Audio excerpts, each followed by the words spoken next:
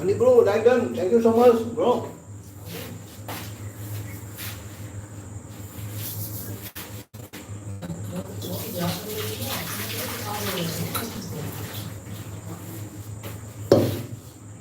Bro, will be money. Acha, acha, okay, thank you, bro.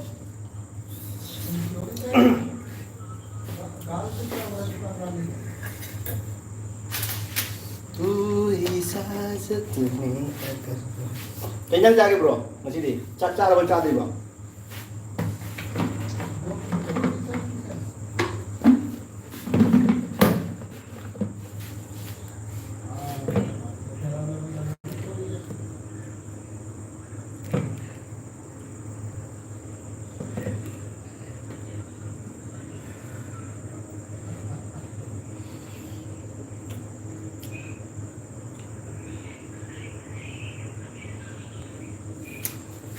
Rogi hanagi video angang birthday and holy murgi dia acha yang namanya comment piram mani acha bro kita no ML no player ML no player bro kita no chicken thong cái tàu đi bro chicken thong cái tàu đi chicken thong cái tàu ba sigi sendro kudo modify tàu cái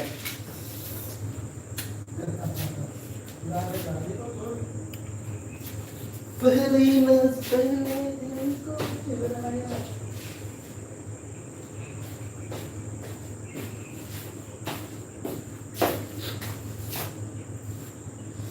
chicken fry roti 1 kg rum 1 full मी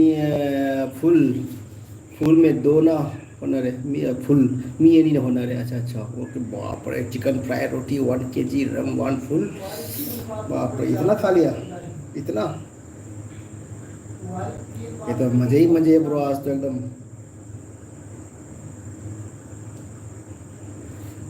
तुम्हारी बात मेरे को बहुत याद रहेगी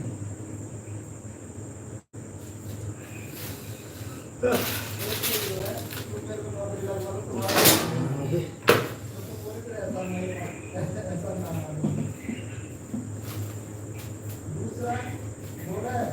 जो और कोई मर जाए वो लड़कियां नहीं गिरेंगी पहले दिल को बचाया अभी हम पहले काटिंग शुरू करेंगे पहले काटिंग स्टार्ट करेंगे चिकन बनाने के लिए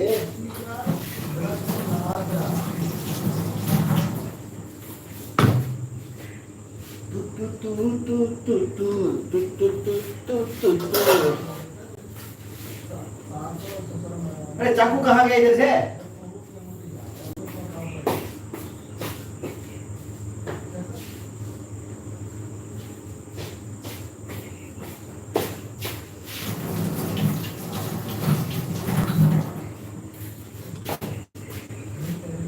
सारे माउरेंग सिटी अच्छा okay Canada chicken fry roti 1 kg roti 1 kg chicken 1 kg chicken fry and roti 1 kg full mie ni ya ngopas soalnya naik kali dulu kita terus ini yang mana ini drum ni na dung hal lega hanne ni punga ni matung no hanne ni angka bu thakko jani bro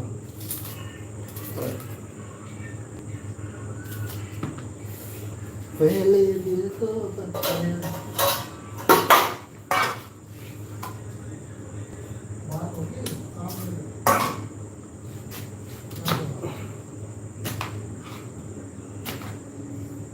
ngauti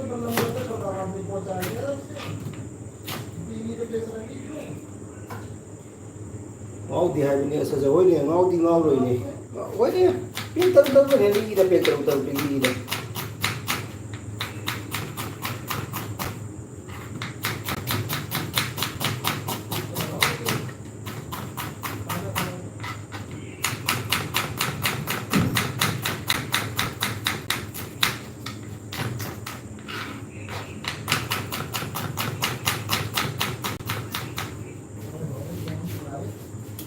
पहले दिल को बसाया तू मेरे दिल में रहती है मैं तेरा दिल में रहता हूँ। Hi guys, welcome back army kitchen king. तो आज army kitchen king live stream में जो मेरा जितना मेरा फ्रेंड आया हुआ है तो सबको मैं रिक्वेस्ट करूँगा कि मेरा एक लाइक कर दीजिएगा। ब्रो ब्रो आर्मी से ब्रो मान ब्रो ब्रो मान ब्रो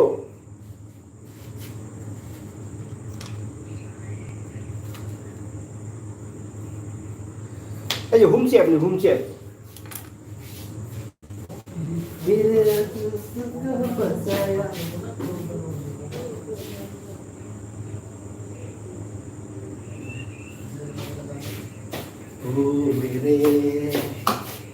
थोड़ा सा मिर्ची ज़्यादा डालूंगा,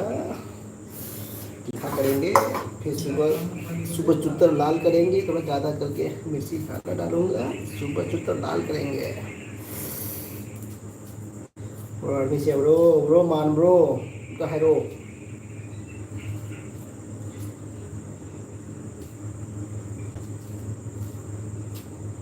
मेरे नसीब में तू है प्रिया, मेरे नसीब। अभी हम कढ़ाई में तेल डाल के थोड़ा सा कढ़ाई गरम कर देते हैं। तेल को पहले से गरम कर देगा जरा।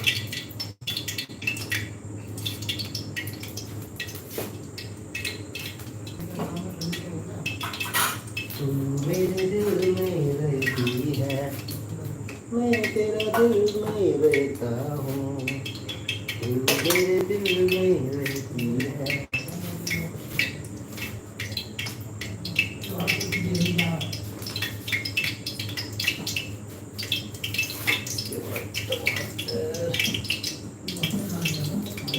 टमाटर से डोरी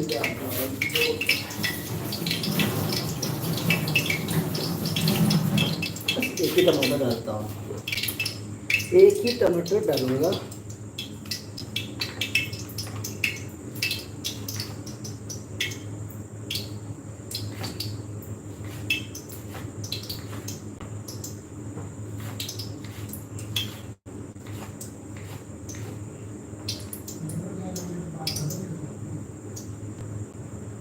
माली ऑफिसर मेज की माली कोई लाइन नहीं लगी से, कोई लाइन नहीं थोंगी से जी लाइन ने अखोगी मेज तक पुरक चाक इंजांदो अदुदो खतंग सेंदोई मॉडिफाई तौथोगे हम तौनिबा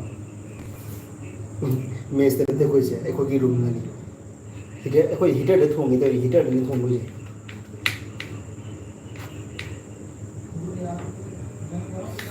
से जगह के को हीटर से हीटर थोंगे जाने सिगा अखोगी किचन दum अखोगी सिगा दum कोई सेमनिदा सो दरा अखोगी तुम पहले दिल को बसाया मनी मुबाम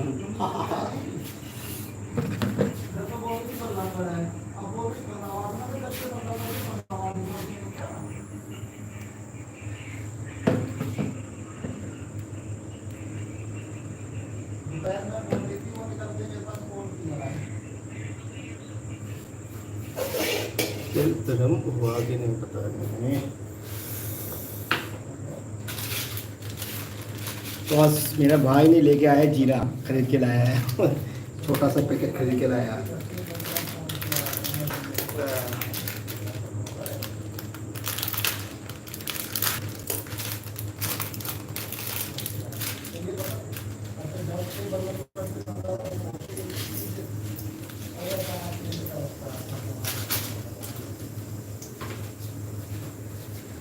एबल ब्रो हो ओ हो अच्छा अच्छा अच्छा थादरो मनी बड़ा अइना निपान रोटी चारे फ्रेंड मंगा चारे अइदी चिकन पामदे चाबा ngамदे डक पोक ओरदी चाय चिकन से फार्म लेबनिना चाबदा खरा चाबा ngамदे अच्छा अच्छा ओके ओके अच्छा अच्छा ओके ओके समझ गए ब्रो सुनो दुना हंगमनी ब्रो अइसुनी ब्रो अइसुनी दुना हंगमनी अइसुनी हंगदुना हंगमनी हाइदी नंग सेब नै रो ब्रो एमएल लोग रे नंग सेब नै रो अच्छा okay okay Nandini blog like तौरे thank you Nandini sister thank you so much मेरे भी मैं ये भी लागू है मतलब थैंक यू एमएल नवलेक्स players thank you so much ये भी लागू बकी ए Manish thank you and money mukbang comment पारो था तो कमेंट पा करे को ब्रो सिंगल लाइफ बाबू hi chicken leg piece and money mukbang सिंगा ब्रो हाय ओके अभी जीरा जल गया रे अभी कमेंट के चक्कर कमेंट जब पढ़ रहा हूँ तब जीरा जल गया ये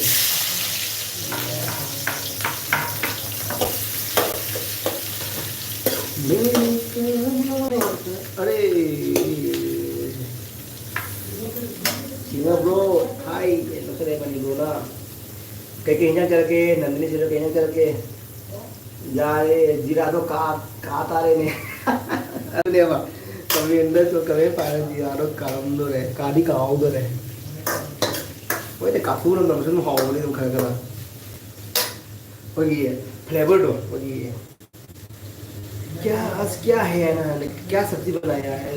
नहीं तो जैसे चिकन बनाया ना जो जल गया ना तो हम क्या बोलेंगे चिकन जल जला बनाया तो फिर अभी जीरा जल गया तो हम क्या बोलेंगे चिकन काला जीरा बनाया चिकन काला जीरा बनाया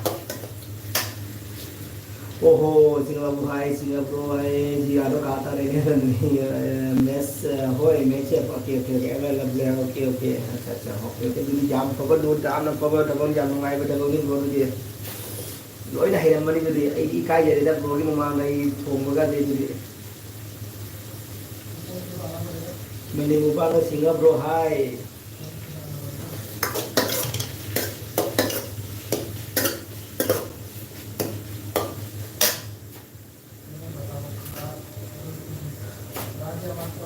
keri hinjan sara ke me ampun ma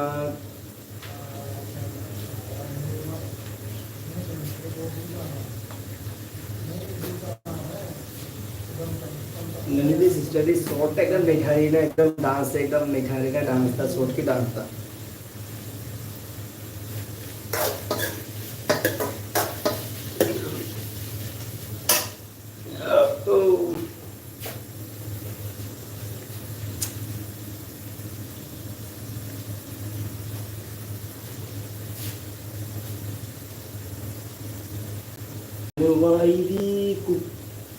kuku ni aja kuku ni oke oke हाँ bro की खाएंगे नसी दी मनी bro की दी खाएंगे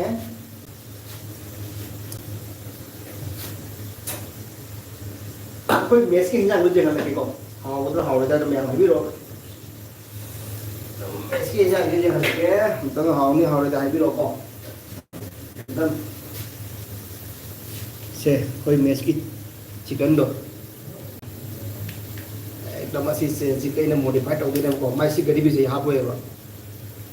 मैं गरीबी से सी लखो करनी सी पीस लखो पे गया अच्छा ब्रो मचुआ से नहीं होने जाता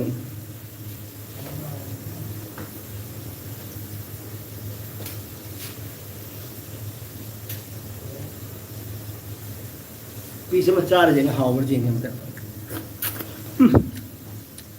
हाव है bro की वीडियो दा येंग लगा तम्मिनी एमएल लगा bro की वीडियो दा येंग लगा तम्मिनी अच्छा अच्छा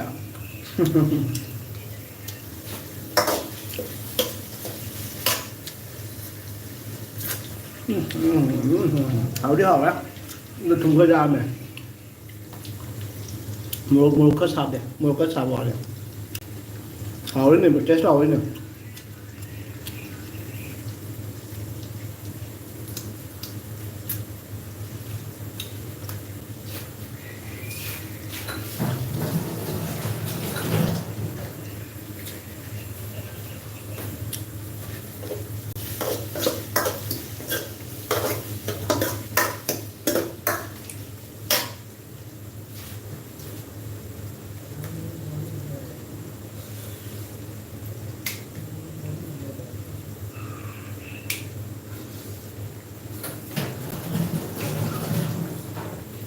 लोगे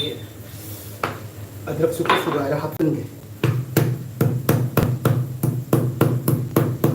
मैं अदरक कूट रहा हूँ ना, जिंजर को भी थोड़ा कूट के डाल देता हूँ।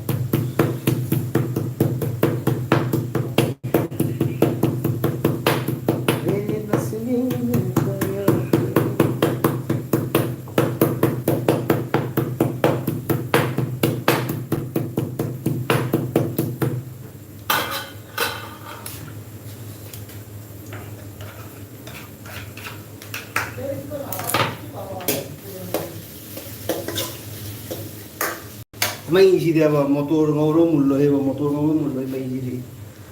rogi chadi ai cha ro bro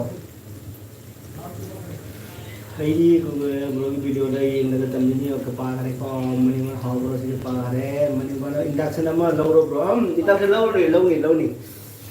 are keno lấy được bây giờ khối là khối gì tôi kêu nó tới đi nè dù vào đó mà lâu ấy đâu còn nhiều còn lấy được gì đã tôi đi ngày và tôi phăng cái lấy được nhiều và tôi khối dù vào đó mà lâu với ngày đấy và tôi office kia thu được em lâu em tàu này và em lại bro cái gì nó em lại bro cái gì ấy giờ sáng cái gì bro ấy cả sáng cái gì mà nếu mà nó là bro ấy gì trả đi अच्छा nó trả road explore bro na bro ये है चले नहीं अच्छा bro है काम काम चतो ना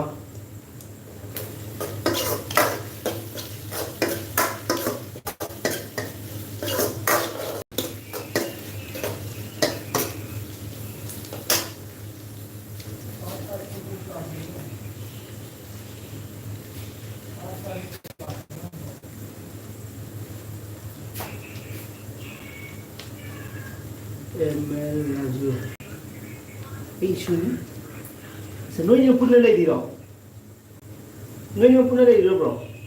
ML la player explore player no ni ama terus tak kayak no ini ni lagi sih pun apa ni dah oke ni dah oke pun baru ada dah pun baru ada oke pun baru ada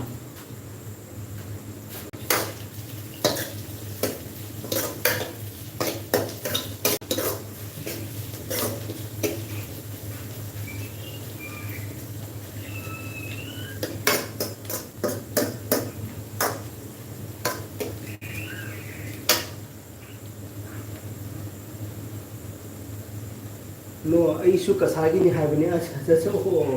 kasar ka degi bro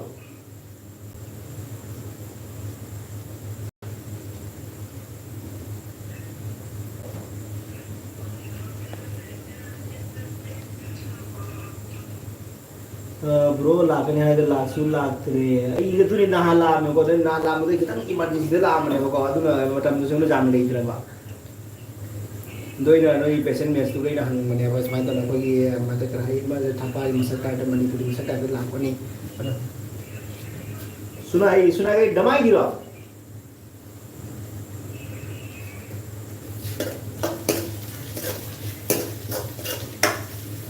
ना नोंग म खरनी म मांगनी दमाई के मले rummy मारी के know the मारी सके जुआ ले रमी मारी दमाई में जातो दमाई की बा म ले रमी ऐसे सुना है bro नो कोई कौन अच्छा ओके मैंने बात करी नो कोई ना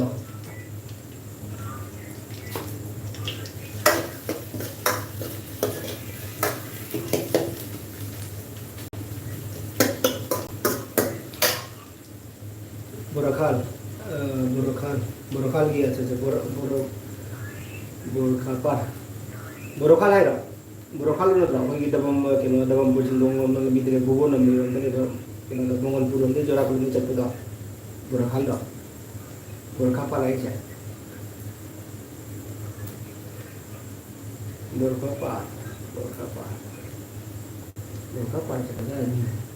कई ता नहीं ओए अच्छा ओके अच्छा okay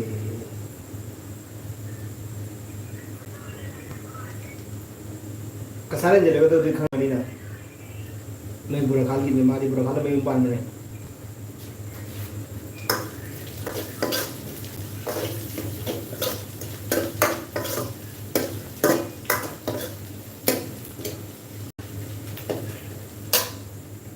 Let play going Gobi Oi Monachino and first player Gobi Monachino Asia Asal player Gobi Monachino Asal Manipur na iba nupa player Gobi Nohi Monachino iba Tinggal ML player nang dia ML player pro nang kenogi dah iba di Gobi Nohi Monachino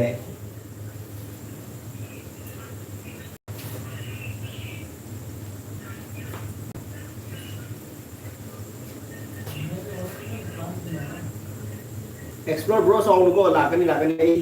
hingan ay ngam na ba ay hingan to ko na mo na ke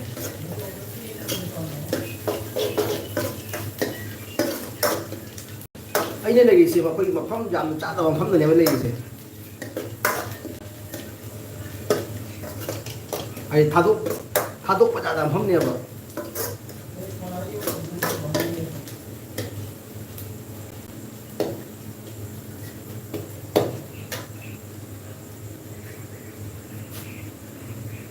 Hoi bhai ai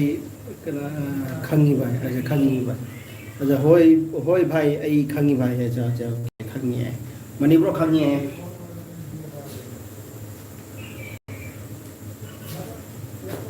explore bro chakra bolai explore dia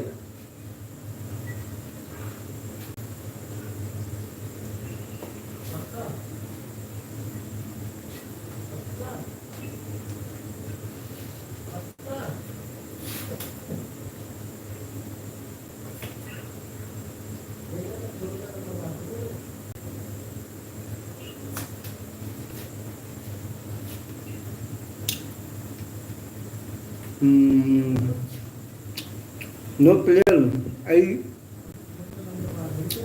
bon ta bo gini ya ai na de khang da photo yaw de mani nai ba okay ba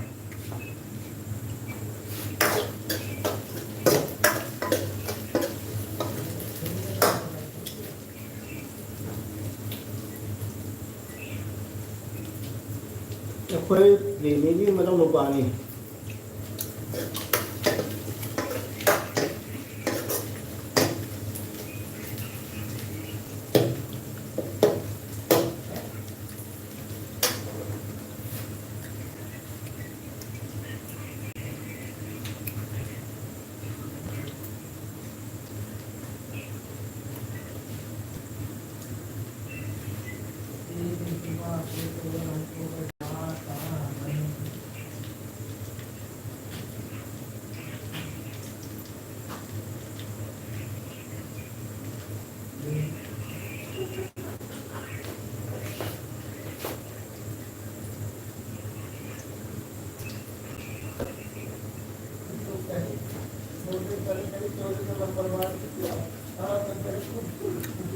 ML no player na ba Momitagi marang lupa ni ba okay Momitagi marang lupa Nomitagi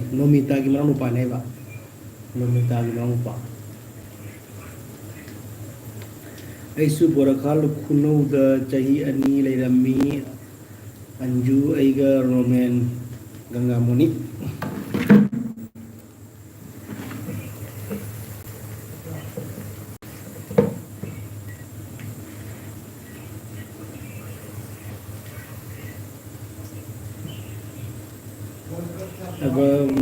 aisu borakal kuno da chahi ani leirami anju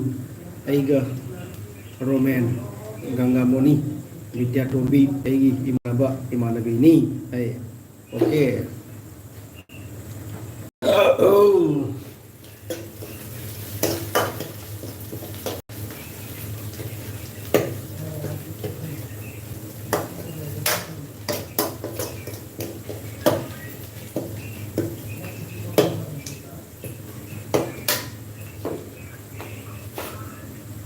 Aiga Haidi Sarmani Aiga Haidi Sarmani Aiga Haidi Sarmani Aiba Tapi bro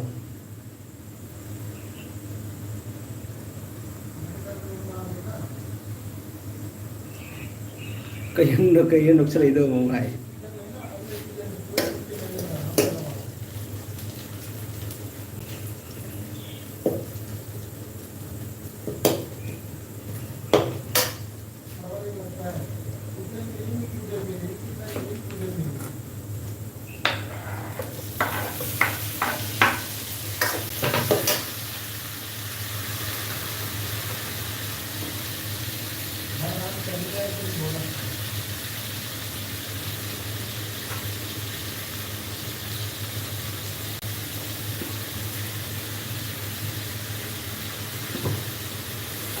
Even I have a player I have a Hoi Kang Le Aiga Roman.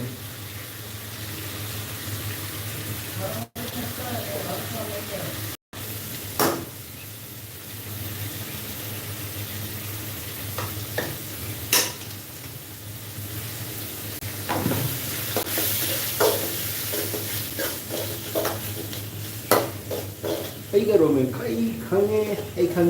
Aiga Roman. Sorry, ada Roman kan Kangi aja.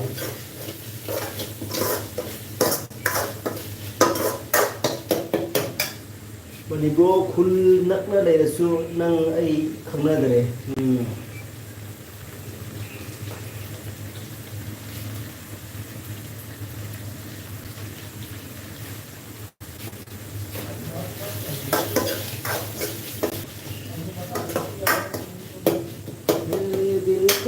Saya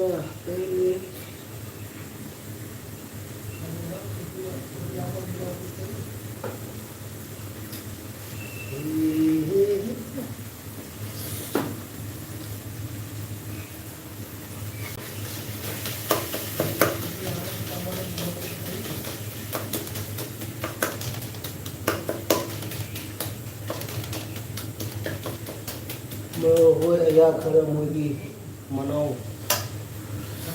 Hoi emen guna bagai kena hoi aina kara moigi manau sinina duna bro ini video do 2K hele okay good sabas ke nogi duna to hoi Thompson agi do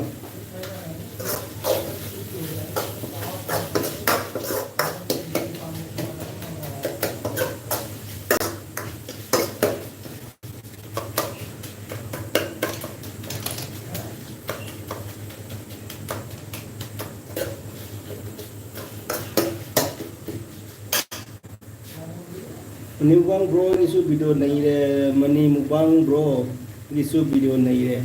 okay acha nu pilih lagi di video je ngabo lagi video ini nahi dro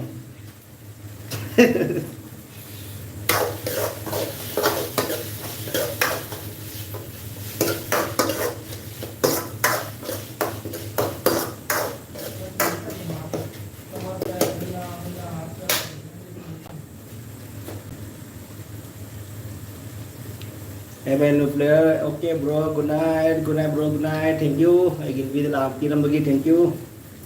Ayo ngadi tentang cari player bu.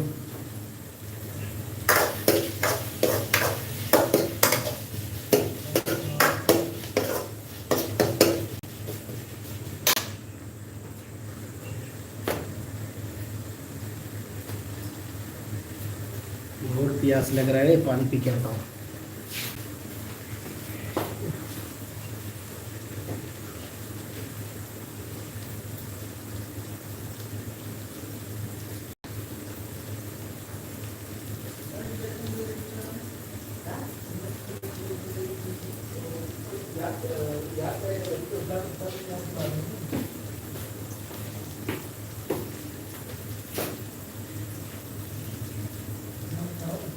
no player good night đây ok mà lên mua được rồi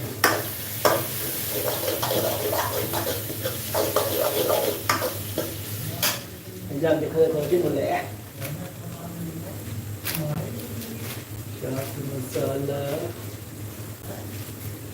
chicken masala terasa chicken masala terasa garam masala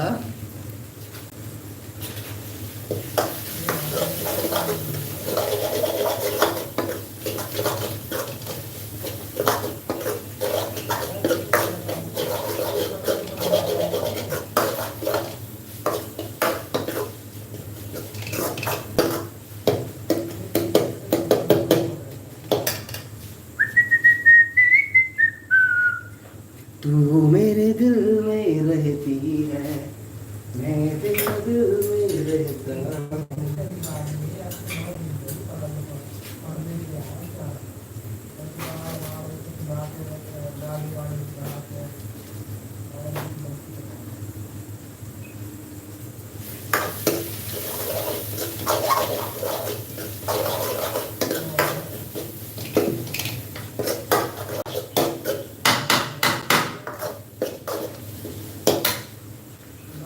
Ravi bro आई ngasi फाव LB थावा लोइरगा upload तौरपदो Ravi bro आई ngasi फाव LB थावा लोइरगा upload तौरपदो कनांगी येंगदे रवि ब्रो आई ngasi फाव LB थावा लोइरगा अच्छा रवि ब्रो आई ngasi फाव LB थावा लोइरगा अपलोड तौरपदो कनांगी येंगदे LB जाओ नमद्रसु LB अपलोड तो प्ले तौरगा अतोपा आईडी दगी थम्मी अच्छा ओके अच्छा ओके तो एकदम थम्मई सेंगवे वाली नि को ब्रो की एकदम सैल्यूट जय Hind bro thank you bro की LB okay thank you so much दिल से थैंक यू ऐसु ब्रो की दमता नम मते बांगनी दा ब्रो की न आई गया नम मते पंगबी दमता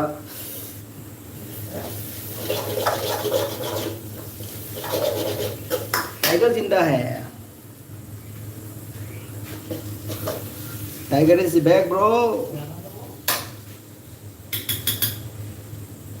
अभी इसमें हम डालेंगे अभी चिकन ये चिकन है ना ये चिकन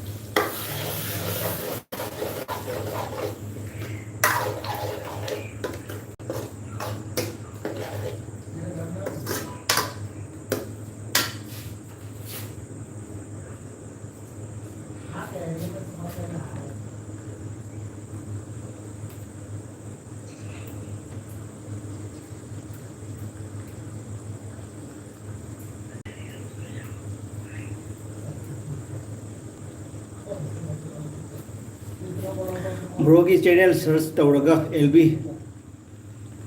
हौरबा हाइना येंगमनी उपाय लेतना ऑल वीडियो अंगांगी बर्थडे वीडियो येंगना लेरमिनी ओके अच्छा thank you so much money bro thank you so much दिल से थैंक यू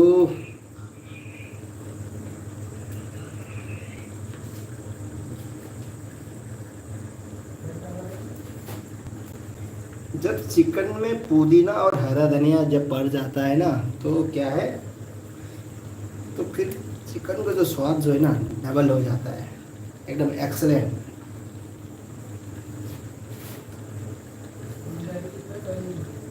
और ऐसे भी जो पुदीना तो बहुत अच्छी बात है क्योंकि पुदीना खाने से क्या डाइजेशन सिस्टम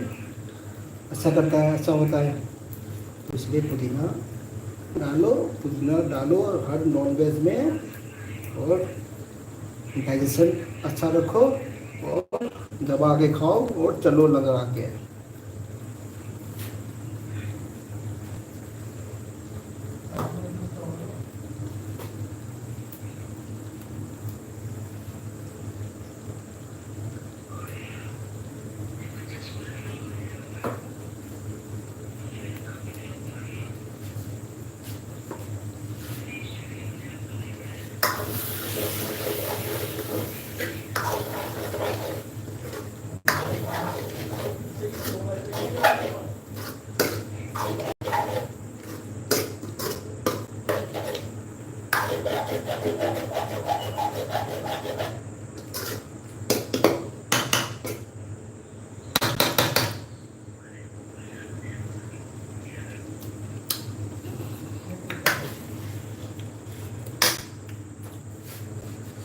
थोड़ा सा नमक कम है नमक डाल लिया थोड़ा सा नमक कम था डाल लिया नमक अदुदो पुदीनादो मनम नंबा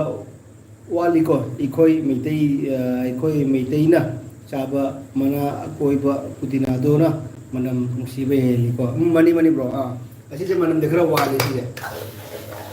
मनम खरा वाले दो खरा स्ट्रांग होय हेली चाबदने हाइदि खतन स्ट्रांग होय चाबदा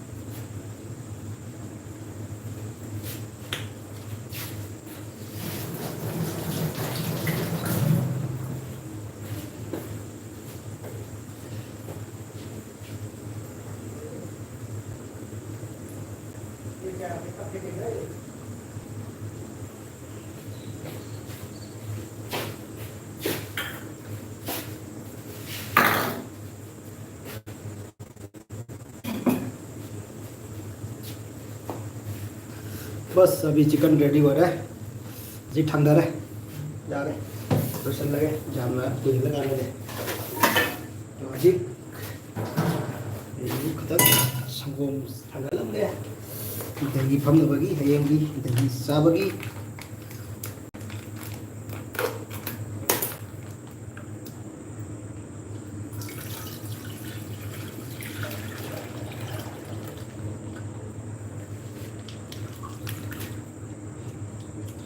चिकन लोरे 35 मिनट था ओके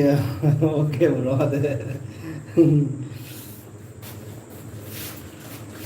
अहिंग लो थोंगसु लोरे हा चुला तो मई फरदी ngasa amun ma thomo da kya gui chang no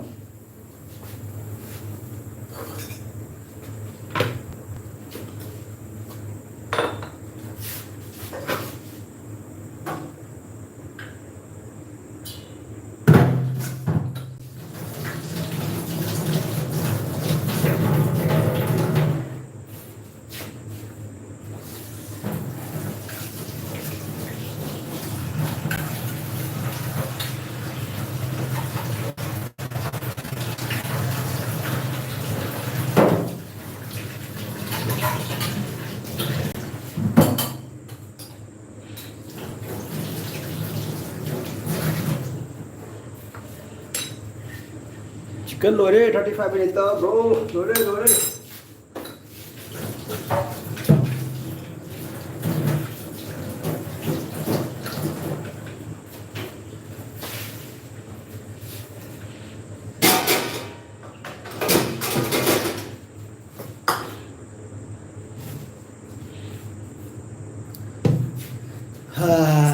सिंग थानब फंद्रो सिंग लेरदी लेरंग अमा सारा फोंगना हौब हेन मनी कोरो जाबरी जाइने अदु जाम तो जादेने भाई अदु गिनी अदु तसल देवा कंप्लेन चतना खोय अदुना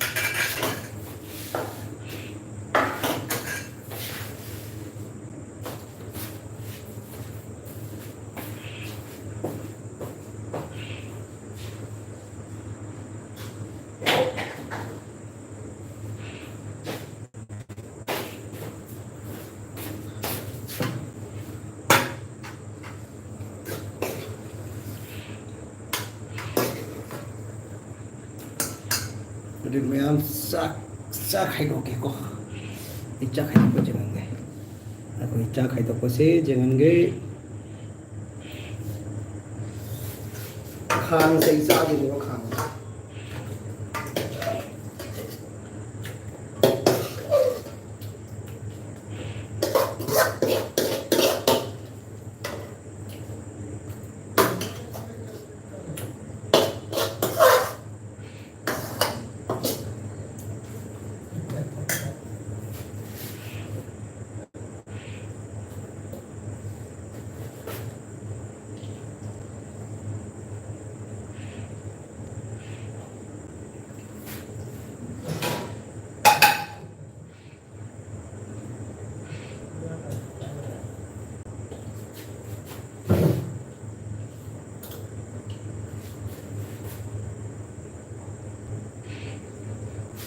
एक, दो, तीन, चार, पाँच, पांच रोटी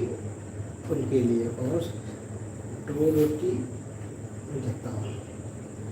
दो रोटी खा के देखता हूँ, खा पाएगा नहीं पाएगा पता नहीं, कर देता हूँ।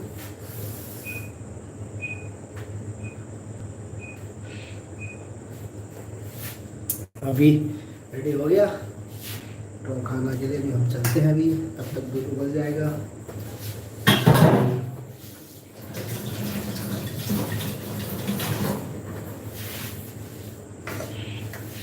चले टेबल में चलते हैं।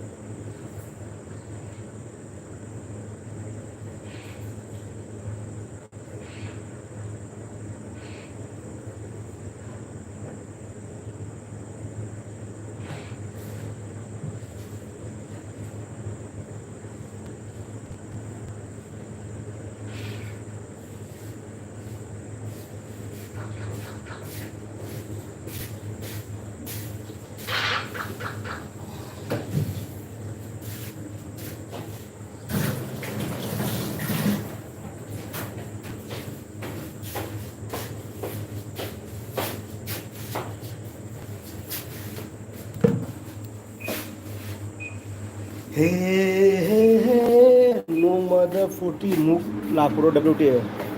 ब्रो असम लाखुसु जावरे 40 लाखुसु जावरे ब्रो अदुगी 25 अदुगी 18 19 24 27 अदुम 35 40 ब्रो अदुम लैदि राउंड फिगर दे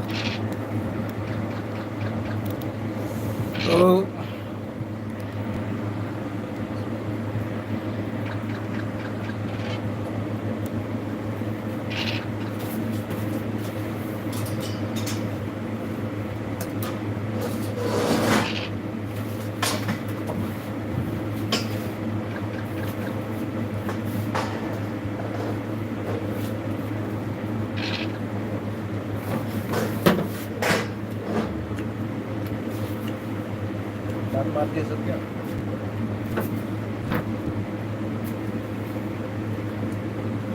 तेरे मेरे होठों पे गीत गीत प्यार मितवा नोमदा 40 मुक लाखरो ओ अदु कुइररो मदम ब्रो कुइररो दुदी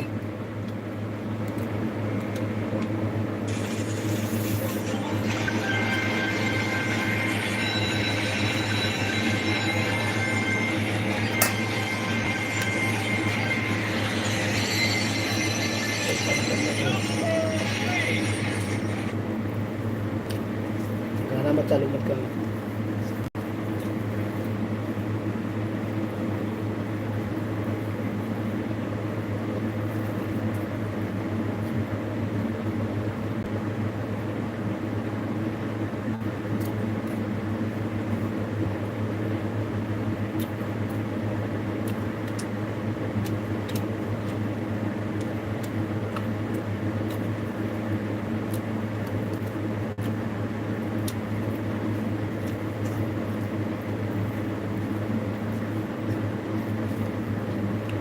और है वो नहीं रे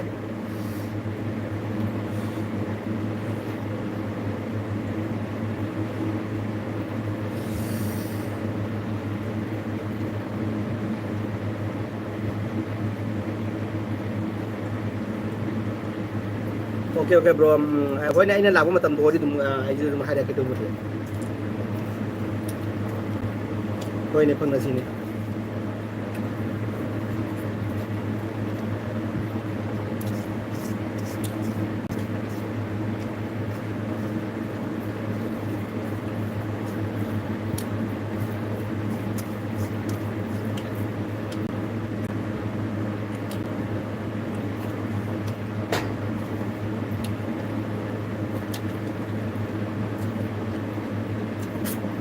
चिल्ली चिकन बना दिया क्या?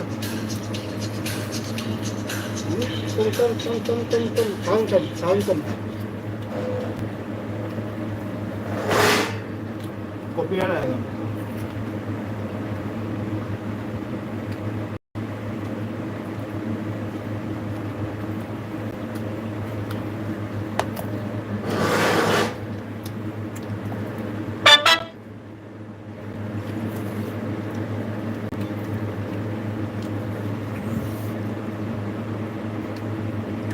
इथे मैं यूम द्रो गाइड नहीं माने बोलो माने गाइड वेरी नाइस खाना बहुत अच्छा है सर ओके तेरे कान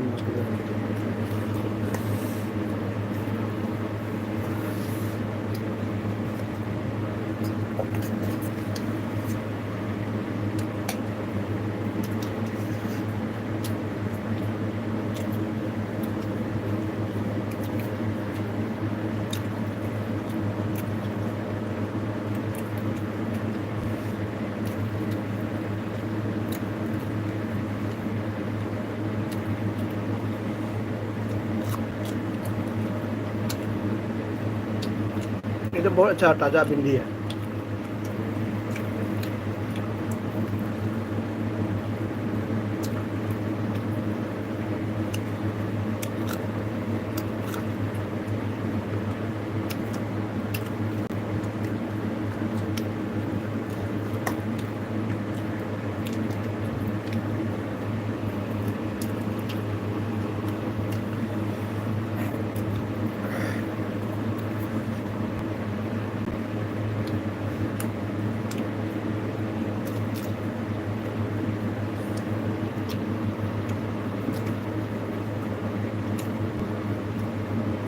क्या मिर्च है क्या?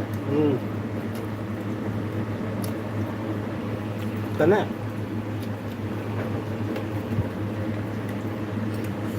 nhiều cái sao rồi thế em muốn nói gì sai bữa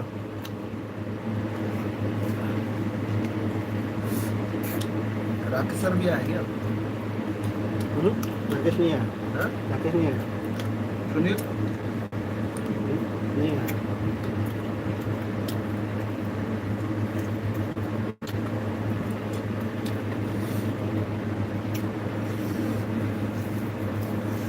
bagara नहीं यार यार आपके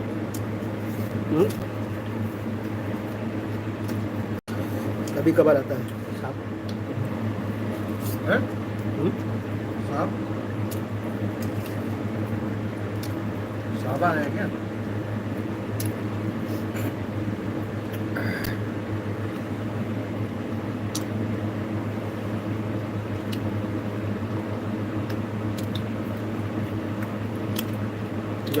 nahamuro angang ba pan mayam do khara hauni chikna cha ba hawi taza garden ki tori de cha ba ji hawi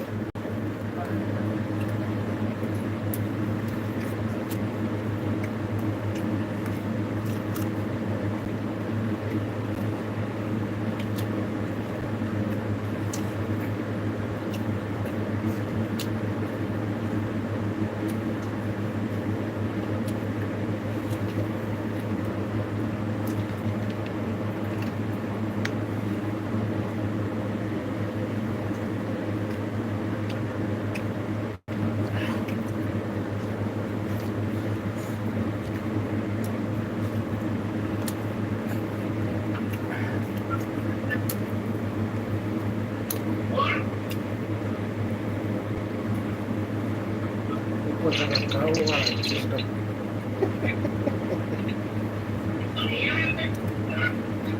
khang là cháo hò nhưng mà hỏi bro khang cháo cho hỏi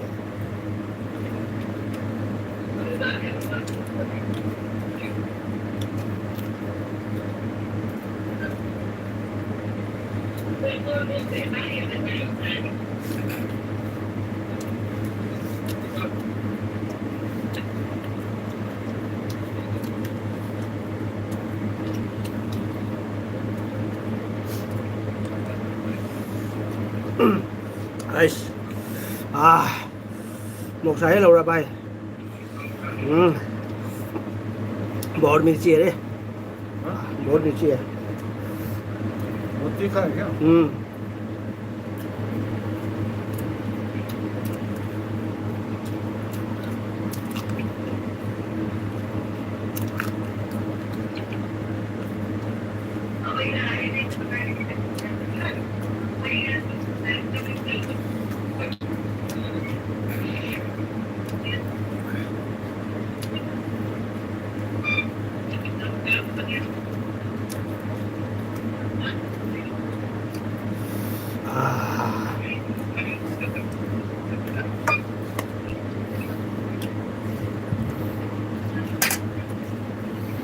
कितना रोटी दिया था मेरे को?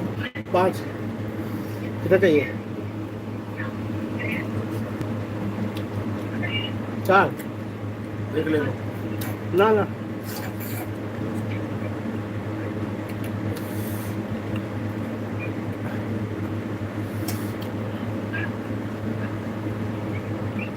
rồi đấy tôi sao sai vậy ấy mua gầm chạm gầm nhiều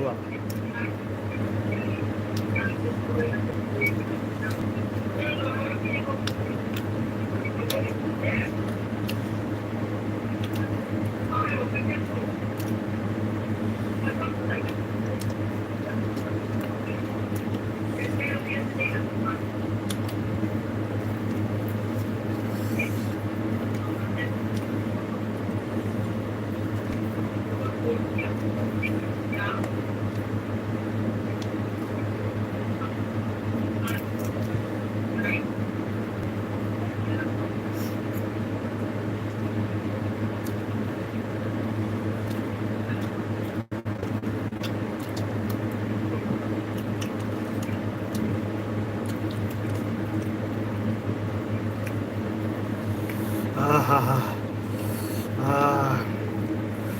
अरे बाप रे कान फाट गया रे बहुत तिखा है रे यार बैठे अब कल से नहीं खाओगे मिर्ची? खाऊंगा लेकिन मज़ा आता है ना खाने में तिखा भी है लेकिन मज़ा भी आ रहा है और सुबह और मज़ा आएगा गांड फूल जाएगी। गांड तो खुल जाएगी लेकिन मैं जो बंदर शर्म आएगी मेरे गांड देख के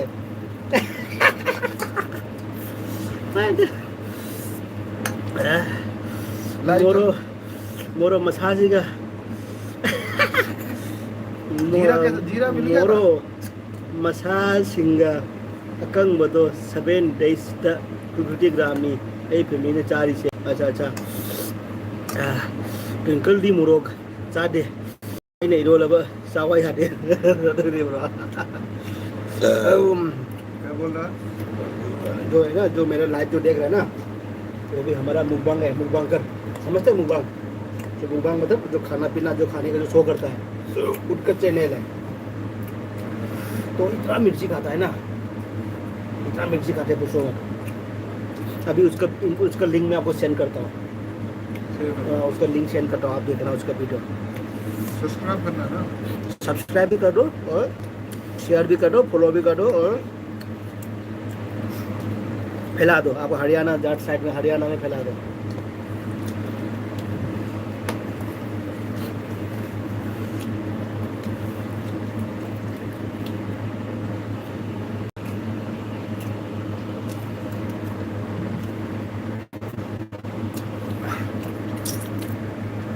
लेकिन वो हिंदी में बात नहीं करता है लेकिन मणिपुरी में बात करता है तो हिंदी वाले क्या करते हैं? ग्रुप में ना 2-4 तो फॉलोवर्स आ ही जाए। उससे खाना एकदम तगड़ा है एकदम मुकबांग है ना खाना पीना है ना उसे खाता है ना आप दे के चौक जाओगे इतना मेनू रखेगा खाने के लिए शरीर तगड़ा ही होगा। हाँ तगड़ा भी है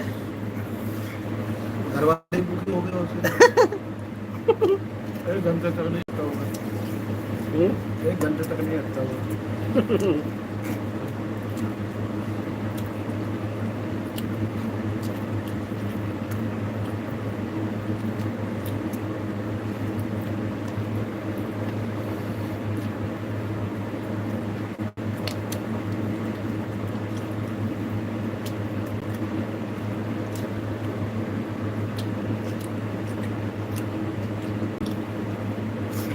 konten hindi sih kali ada nih bro hindi dia tahu bro hindi dia tahu hindi na phải không ra coi metro sẽ coi gì cả một bộ mấy tí là không gì nó làm tục thuê vậy ada bet cái mình cái biết đấy cái mấy tí mà trái hindi tahu gì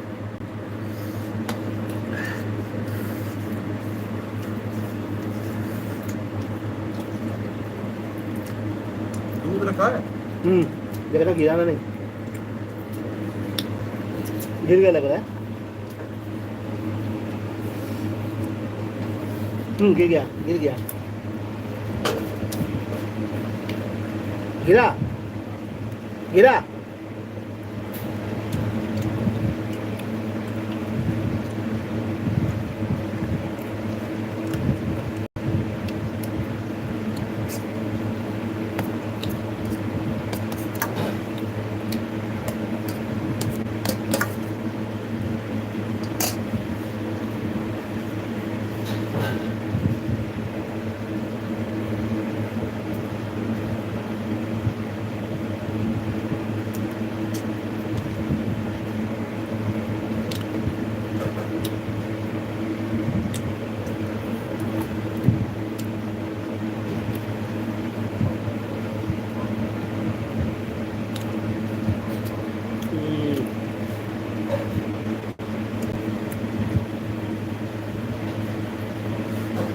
ꯑꯩꯈꯣꯏꯕꯨ ꯀꯁꯥꯔꯗꯒꯤ ꯃꯌꯥꯡꯅ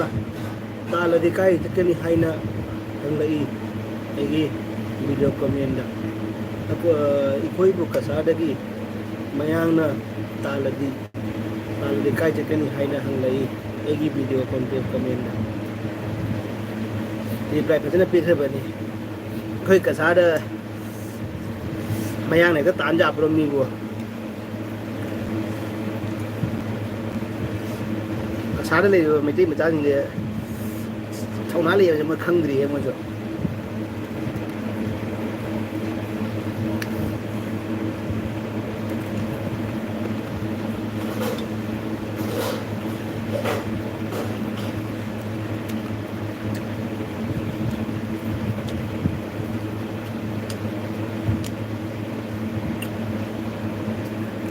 reply फजन पीखरबनी अच्छा अच्छा कर्म video दे bro तुम सुनाई दो रो तुम सुना दे मबुक कंगे माना ngangi do kasaro mi patti ka ngangi mali nangi mase do khang de ma kana no na nang na video do ura khang mase do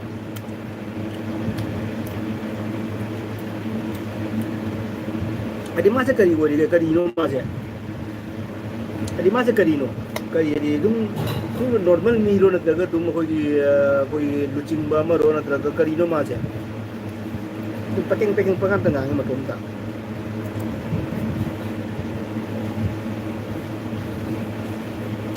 तो कोक चक्कर मीना है बहुत अच्छा ओके ओके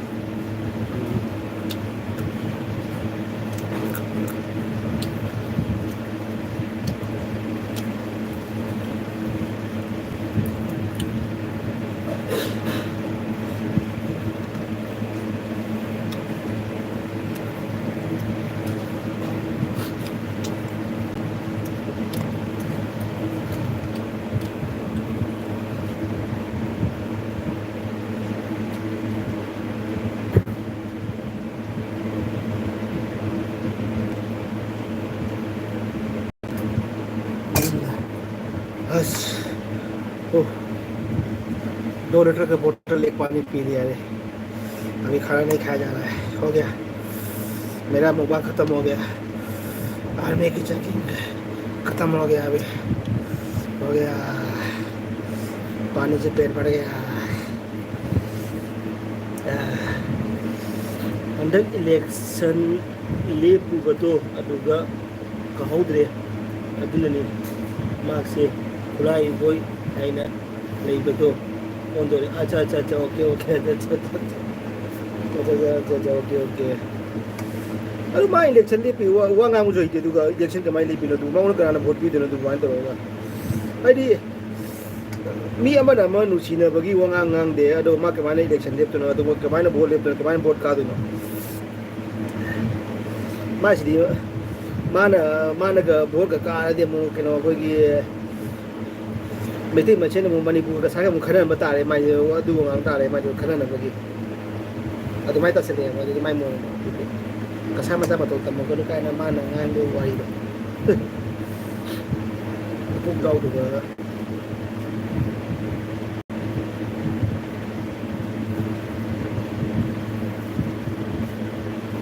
कोई नोंग त कोई कसा मसा दि नोंग त अदि दुम मणिपुर की मीदा कोई नोंग त कोई बेट कमेंट जो न पीदा बनी कोई इदु नि दानि ga noi idu tauri noi da tauri noi idu illi noi da inde noi chandon namde na adu no comment kala adu mo ka sama jam da pi de bani adu mani purom de ekta adu na noi sindu nammi noi bindi nammi adu nammi ena adu majam kai ekta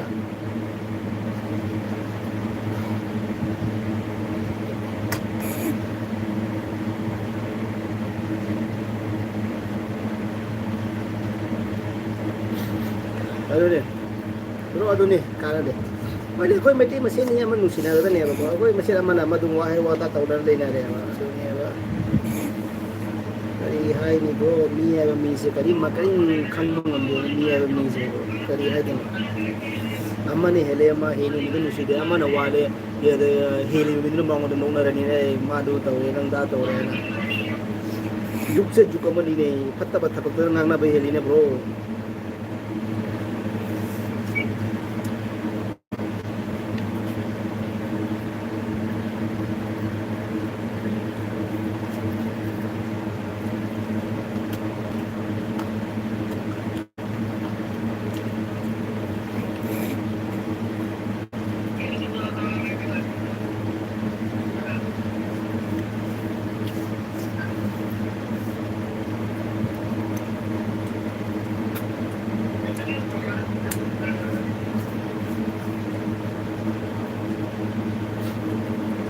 Để mà tân trang ngầm đây, chắc làm cha rồi.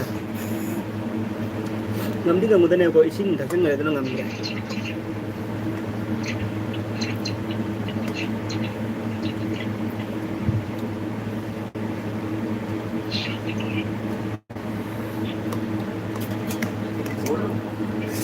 Chicken chule में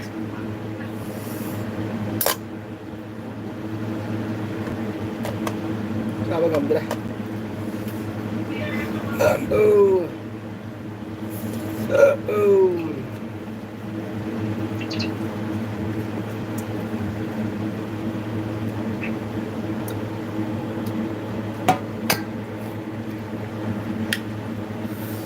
Next video lagi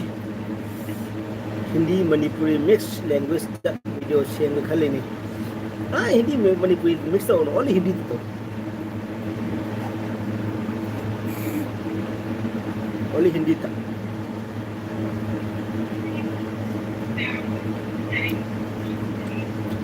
तो Hindi ngang bahaya gue itu itu ngang gue jadi sumbi itu ngai ben musi ne wa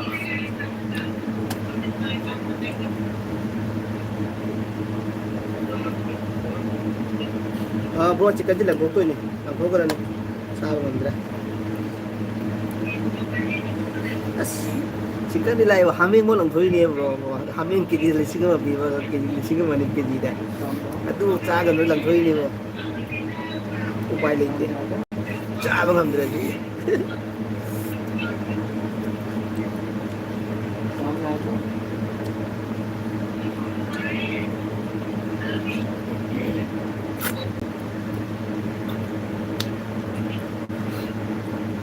Hey, nangi kino da blog tu guys da kamenan pi kemani ya. Koi kasada di mayang majaga mete ke luhong dai na. Kamenan pi kemani. Nang adu ki reply pira ba halla ba.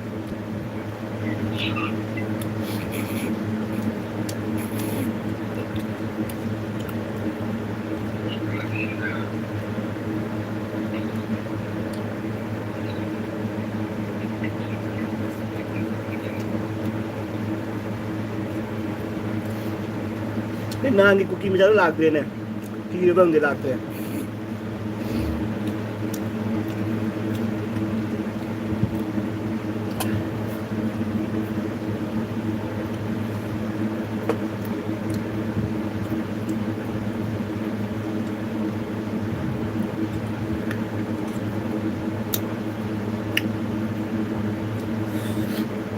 हमें से light तंग चारी चादरी मरु चुपदी हाउये mai nali do hamengi mai nali do tu ni hawi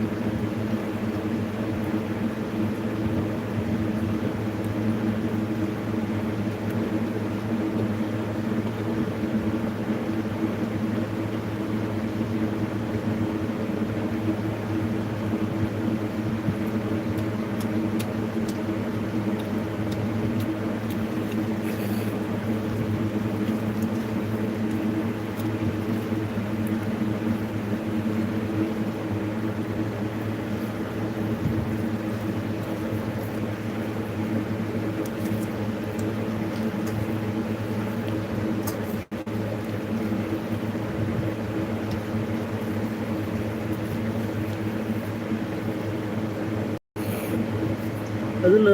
to na leiro aduna phajai yeng ba cha da ba adu ne ba adu ni to do अरे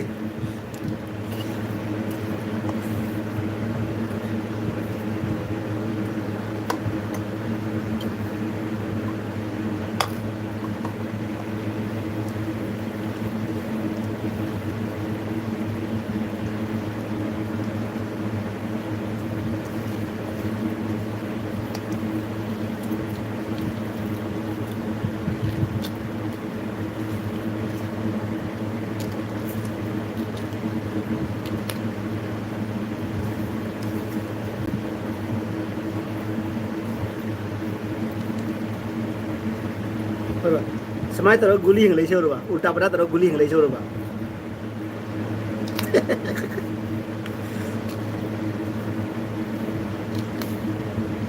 एकदम ताजा ताजा भिंडी इसको हम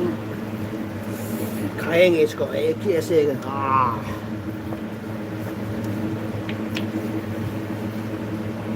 आपके उधर सर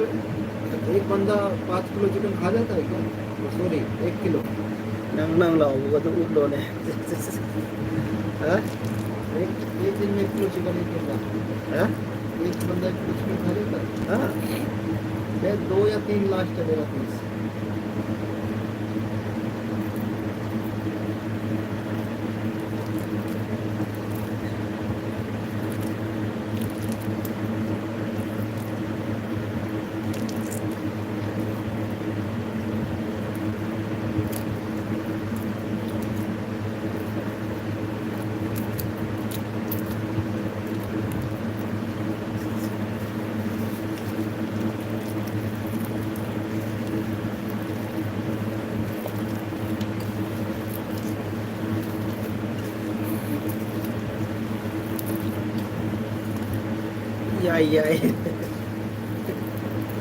ये है अभी चिकन और रोटी भिंडी सब मिक्स कर दिया अभी इसको।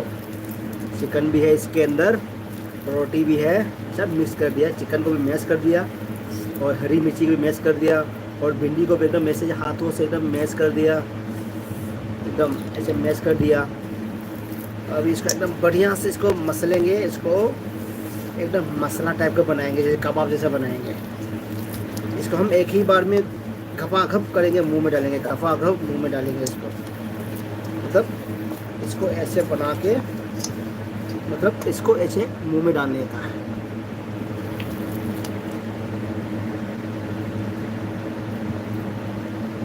मुंह में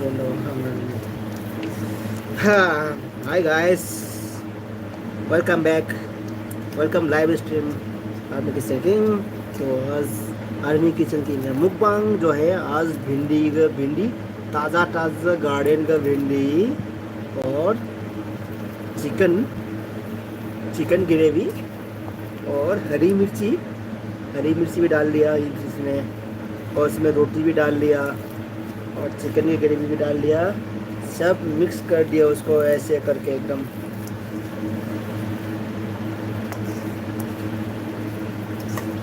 ऐसे। हाय मनी ब्रो, मनी मुकबांग वाला मोय मरो वालो, ओके थैंक यू। एकदम देखो मैश हो गया, एकदम बढ़िया से मैश हो गया। अब इसको हम आराम से खा सकता है, अभी बिना चबाए हुए खा सकता है इसको, बिना दांत का भी खा सकता है, ओनली जीभ से खाना है। अभी ये बन गया भिंडी गलोटी कबाब।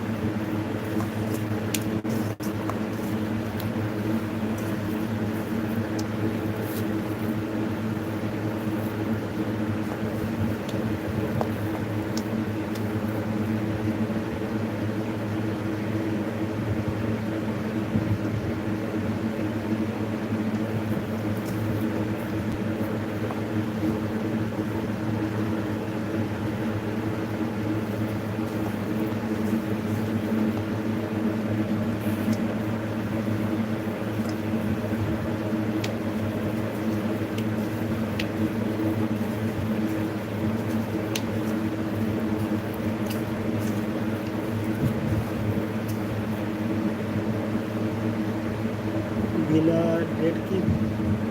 खाएंगे, बिना डेट की खाएंगे वो नीचे की पाइप से सुअर के, बिना डेट के खाएंगे, बिना बिना डट के खाएंगे। अच्छा बिना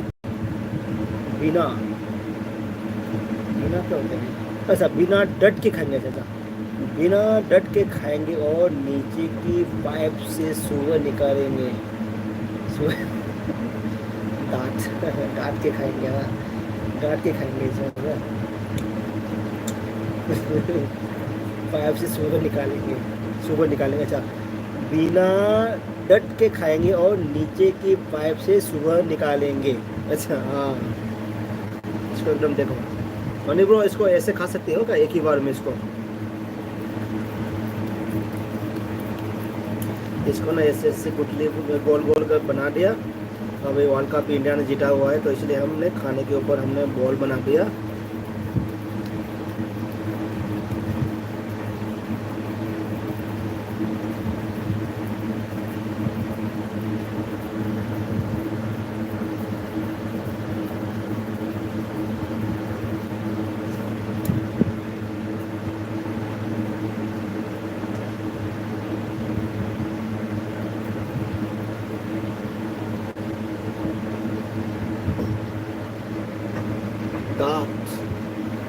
अच्छा बिना अच्छा डाट अच्छा बिना डाट का खाएंगे और नीचे से पाइप से सुअर निकालेंगे। अच्छा समझ गया डाट। अच्छा बिना डाट का। अच्छा हिंदी वर्ड ये बच्चे याम वाई ना याम ना वाई हाई बना अच्छा हाई बना लाए के दुनिया खाएंगे बिना डाट के बिना डाट के खाएंगे, बिना डांट के खाएंगे और नीचे के पाइप से सुअर निकालेंगे। ये बोलना चाह रहे हैं ना, समझ गया मैं। हिंदी वर्ड उसे या वाई हाई बने लाई। मेरी मेरी मेरी तेरी तेरी मेरी कहानी।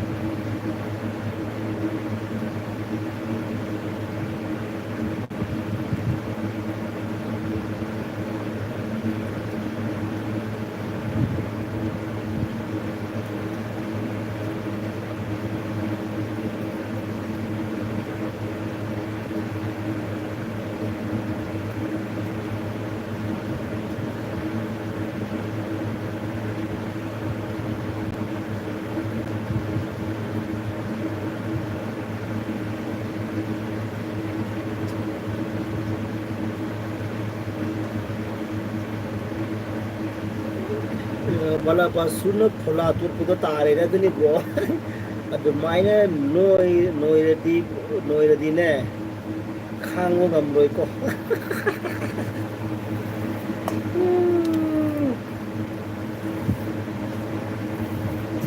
So mine noi de ba macum tangi noi de ja. Ada macum tangi.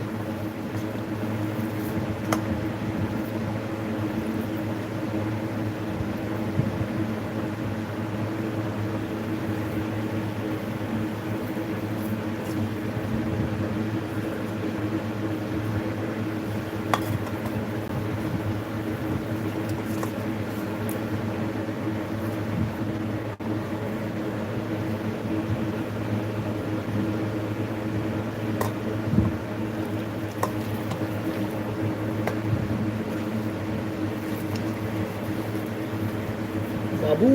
ai là babu ai đó. Lifestyle bro su lai do. Lifestyle bro ore na gi ngasi diet che. Bhindi ne, chicken ne, morok ne loi su re.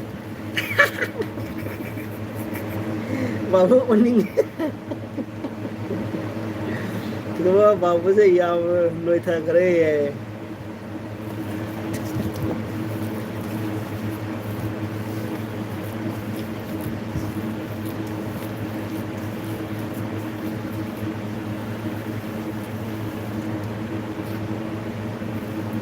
Lifestyle bro in view bro.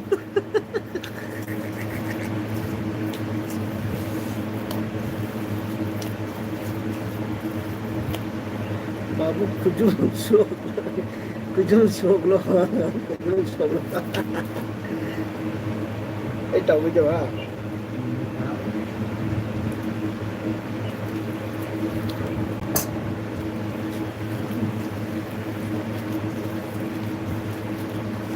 Ibu do oninge la ora tan le wa ibu do oninge.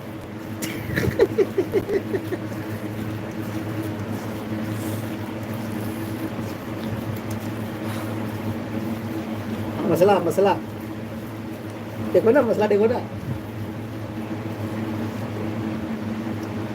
देखना ही तो है, क्या? देखना ही तो है। देखो ना खाना खा रहा.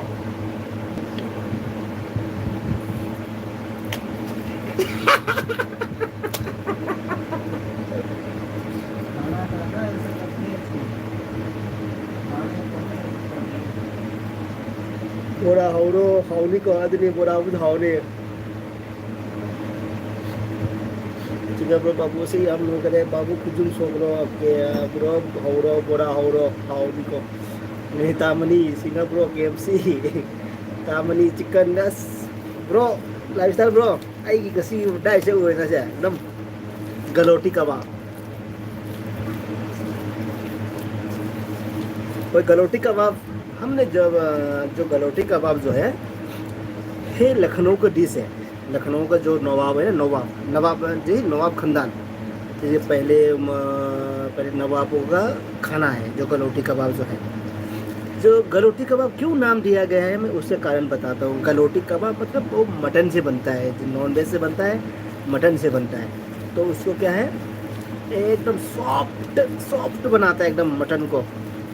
फिर मटन को ऐसा छोटा टिक्की बनाएंगे. तो ऐसे टिक्की बना के बनाएंगे. हाँ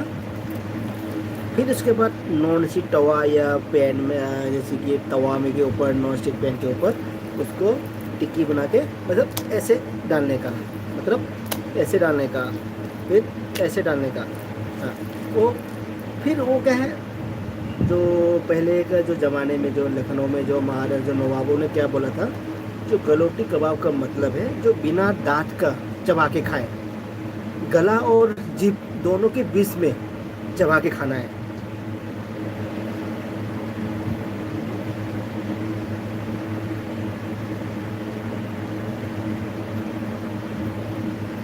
तो ये है गलोटी कबाब. तो गलोटी कबाब जो क्या है नवाब का खानदान का खाना है. हाँ तो क्या है बहुत टेस्टी भी होता है. तो गलोटी कबाब आप लोग भी ट्राई कीजिए घर में एक बार गलोटी कबाब बनाने का. जो फिर मैं बताना चाहूँगा गलोटी कबाब जो उसका रेसिपी जो है आपको चाहिए तो मैं बताऊँगा, मैं डिस्क्रिप्शन में डाल दूँगा गलोटी कबाब का.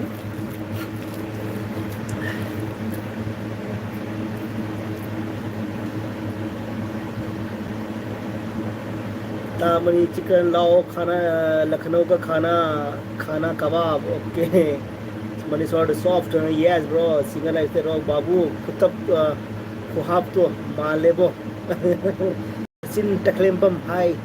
Sachin Takhellambam Sachin hi thank you ये गिर भी तेरा बगी मनी वाला तप लांगलूने या फजा दुनी ब्रो माने ना इसको गोल बनाने का तक ऐसे डालने का तवा के ऊपर है ना, ऐसे डालने का ऐसे चिपक जाएगा उधर ऐसे है ना. टिक्की बना के जैसे तवा के ऊपर ऐसे डालेंगे ना ऐसे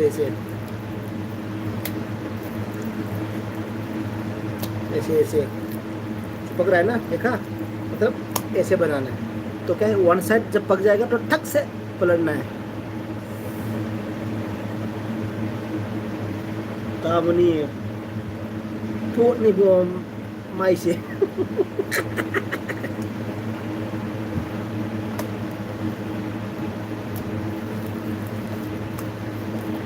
तो ये मैंने थोड़ा बड़ा बड़ा बना दिया है, थोड़ा छोटा भी कर सकता है। मुंह में आ गया है छिट्टा। ये हो गया गलोटी कबाब हमारा। मैंने बैठे बैठे लखनऊ का गलोटी कबाब बना दिया।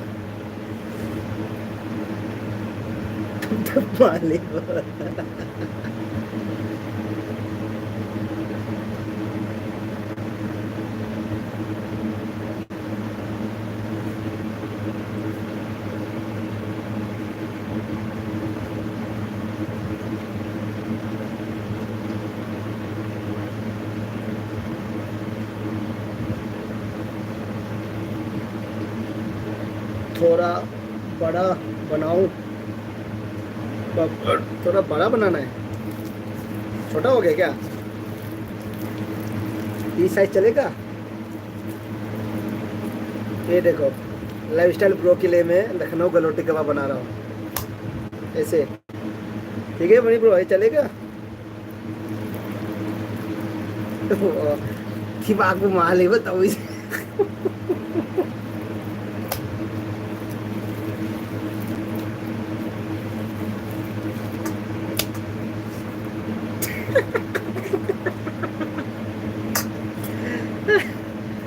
Cahing mana lo ada mani mana? Jika tamani yamna pambe waro tamani tap se. बाबू चलेगा बाबू चलेगा।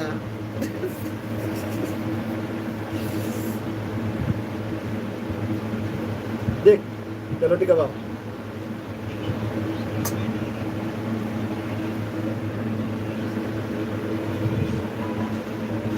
sige sige kayo daw ni kang bra. Na अब कोई नोंग चुरेगा कोई लगभग ताब नोंग चुरेगा नोंग चुहन गया बजी गई ऐसे नोंग चुहन गया तो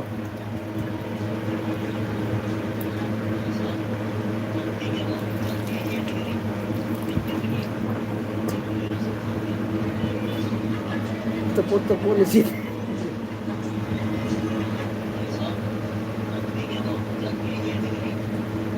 कोई नोंग चुरेगा ताब तो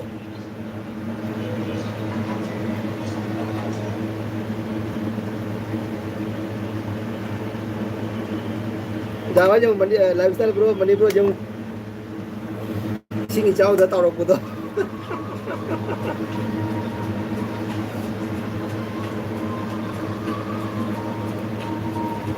अकोइना इसिंग अमुक 2007 दे इसिंग चाव के खमरा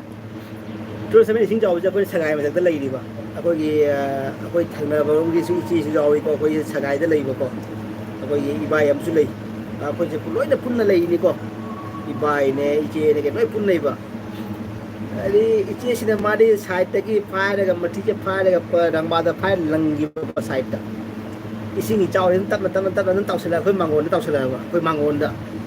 अदो इनि सिंग कुमदर ग ग्रीन लोन के तला पांगन कुमदर कुसिगा कोइ पक्तक तौना दुम थेंगु की टाइप ताउट लाकवा मसिम करी पाय जेंग म तप लाउन पाय जेंग बा तो चपाक लाउन लाउबा नि दा कोइ थिबाक ओइले मयानि ने पाय जेंग दा the last tea do ichi da file lang yo tea do oiram ma wa ni wa ni ka ti male sing chau bu da tawra ko do ne ya le ko je 7 da chau bu se ro ku ka loina thum bu du mani pa chau bu do अरे चौकी भी तो दूध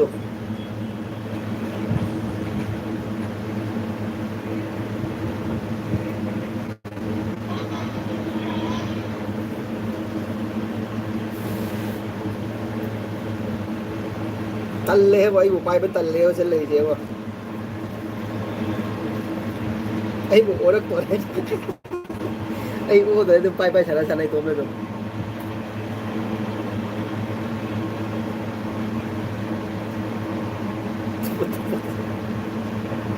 Topo raya. Ay si lo salugi ko, lang pura ke. ꯆꯥꯕ ꯑꯩꯕꯨ ꯌꯥꯎ ꯇꯨꯀꯠꯆꯔꯦ ꯄꯨꯡ ꯑꯃꯗꯤ ꯍꯦꯜꯂꯝꯃꯦ ꯃꯥ ꯗꯦꯠ ঘন্টা ꯐꯥꯔꯝꯃꯦ ꯑꯩꯒꯤ ꯂꯥꯏꯐ ꯄꯨꯡ ꯑꯃ ꯃꯈꯥꯏ ꯐꯥꯗꯣꯔꯦꯕ ꯕꯥꯕꯨ ꯅꯪ ꯌꯦꯡꯕꯤꯁꯦ ꯅꯨꯄꯤꯒ ꯌꯥꯎꯗꯦꯕꯣ ꯑꯗꯨꯅ ꯑꯩꯈꯣꯏ ꯂꯝꯕꯤꯁꯦ ꯅꯨꯄꯤ ꯌꯥꯎꯔꯣꯏꯕ꯭ꯔꯣ ꯑꯦꯛꯗꯝ ꯑꯩꯈꯣꯏ ꯖꯤꯑꯣ ꯇꯥꯋꯥꯔ ꯉꯛꯇꯅꯤ ꯑꯩꯈꯣꯏ ꯄꯨꯝꯅꯃꯛ ꯑꯗꯨꯅ ꯅꯨꯄꯤ ꯌꯥꯝ ꯌꯥꯎꯔꯣꯏꯀꯣ ꯍꯥꯏꯗꯤ ꯀꯩꯅꯣ ꯑꯩꯒꯤꯁꯦ ꯅꯍꯥꯟ ꯅꯣꯡꯃ ꯀꯨꯀꯤ ꯑꯃ ꯂꯥꯛꯑꯝꯃꯦ ꯀꯨꯀꯤ ꯃꯆꯥꯁꯤꯅ ꯃꯆꯤꯟ ꯊꯤꯕꯒ ꯍꯧꯔꯛꯄ ꯋꯥꯅꯤ ꯑꯩꯁꯨ ꯁꯥꯎꯅꯤꯡꯕꯅꯤꯅ ꯂꯧꯔ ꯈꯨꯗꯩꯁꯦ ꯍꯥꯏꯒꯠꯂꯒ ꯖꯤꯑꯣ ꯇꯥꯋꯥꯔꯁꯦ ꯅꯝꯃꯥꯏꯒ ꯊꯣꯝꯃꯨꯔꯥ ꯍꯥꯏꯅ ꯑꯗꯨꯗꯒꯤ ꯃꯤ ꯅꯨꯄꯤꯒꯤ ꯂꯣꯏ ꯆꯦꯟꯈꯔꯦ ꯑꯩꯅ ꯖꯤꯑꯣ ꯇꯥꯋꯥꯔ ꯄꯟꯕꯗꯒꯤ ꯑꯩ ꯀꯨꯀꯤ ꯃꯇꯥꯗꯨꯒ ꯑꯩꯅ ꯅꯝꯃꯥꯏ ꯃꯊꯨ ꯅꯝꯃꯥꯗ ꯄꯨꯔꯛꯎ ꯄꯨꯔꯛ ꯍꯥꯏꯅ ꯑꯩꯁꯨ ꯁꯥꯎꯅꯤꯡꯅ ꯑꯩꯁꯨ ꯄꯪꯉꯥꯡꯗ ꯉꯥꯡꯈ꯭ꯔꯦꯀꯣ ꯑꯗꯨꯒ ꯑꯩ ꯅꯨꯄꯤꯒꯤ ꯂꯥꯛꯈ꯭ꯔꯦ ꯕꯥꯔꯣ ꯐꯥꯎ ꯅꯣꯏꯔꯒ ꯂꯩꯕ ꯑꯁ ꯕ꯭ꯔꯣ ꯑꯩ ꯑꯣꯔꯛꯇꯣꯔꯦ ꯚꯥꯏ ꯈꯨꯠꯀꯁꯦ ꯌꯥꯗ꯭ꯔꯦꯍꯦ ꯈꯨꯠꯁꯦ ꯀꯩ ꯃꯥꯜꯂꯦ ꯌꯦꯡꯉꯨ ꯚꯥꯏ ꯂꯦꯇꯤꯟ ꯁꯦꯡꯕꯒꯤ ꯃꯥꯟꯗ꯭ꯔꯣ ꯂꯦꯇꯤꯟ ꯁꯦꯡꯕ ꯈꯨꯠꯀ ꯃꯥꯟꯗ꯭ꯔꯣ ꯃꯑꯣꯡꯁꯦ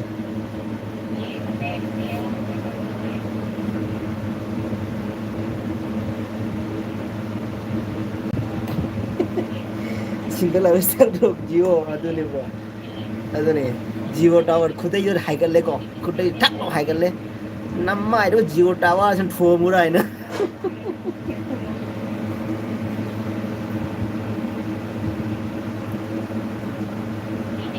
ꯅꯨꯡꯉꯥꯏꯕꯅꯤ ꯅꯣꯏꯕ ꯑꯗꯨ ꯅꯨꯡꯉꯥꯏꯕꯗꯤ ꯅꯨꯡꯉꯥꯏꯀꯣ ꯅꯣꯏꯕꯗ ꯇꯟꯖꯜꯂꯛꯑꯦꯗ ꯑꯩ ꯑꯝꯇꯪ ꯆꯥꯝꯊꯣꯛꯍꯧꯈꯤꯒꯦ ꯑꯩ ꯇꯨꯀꯠꯆꯔꯦ ꯑꯩ ꯏꯇꯣꯝꯇ ꯍꯪꯒꯣꯏꯔꯦ ꯂꯩꯔꯝꯃꯨꯀꯣ ꯑꯝꯇ ꯅꯣꯏ ꯋꯥꯔꯤ ꯁꯥꯟꯅꯔꯝꯃꯣ ꯑꯝꯇ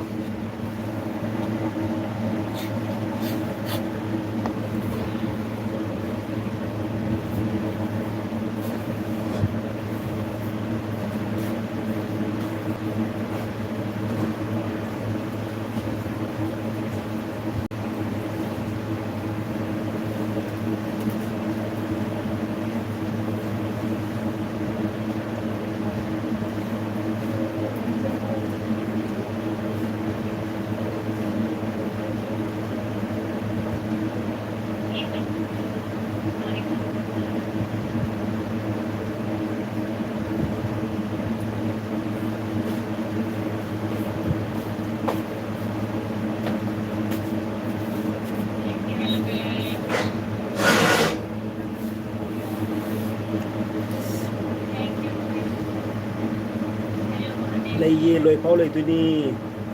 ꯅꯨꯡꯉꯥꯏꯕꯅꯤ ꯅꯣꯏꯕ ꯁꯤꯡꯍꯥ ꯕ꯭ꯔꯣ ꯔꯕꯤ ꯕ꯭ꯔꯣꯒꯤ ꯖꯣꯏꯟ ꯇꯧ ब्रोगी जोइन जोइन जैसा ब्रोगी जीवो टवार या हम मुही को है सिंगल है तो सुबह करे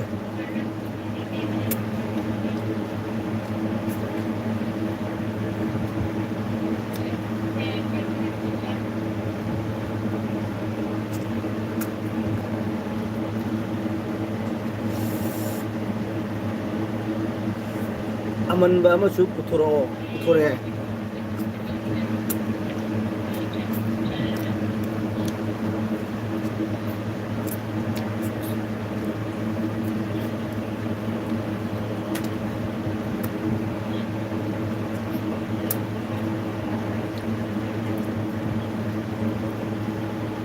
चुप है ब्रो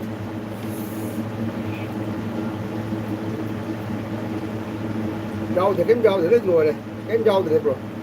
सब खत्म हो गया पूरा कुछ नहीं है पूरा खाली हो गया बाबू पहुंच चुका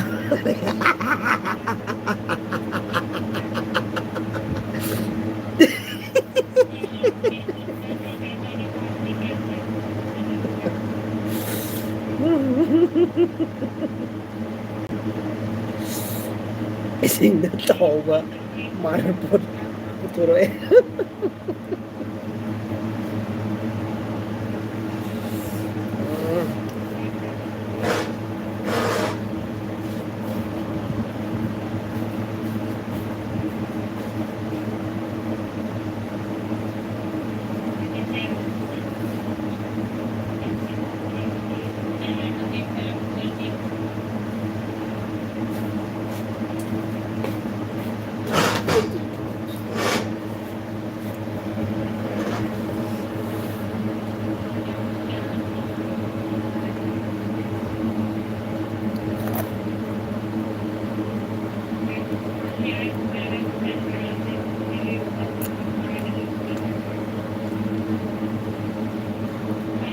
चुप्पू भजना चुपके वो भजन चुपके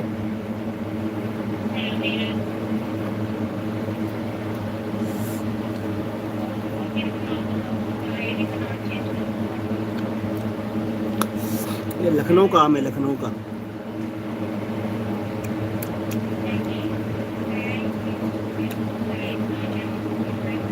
खरसु मोई मरोंदा ngango बोली लानबा। अच्छा ओके, आज मैं लखनऊ का आम खा रहा हूँ ना, ये लखनऊ का आम है, बहुत मज़ा है, बहुत टेस्टी है लखनऊ का आम।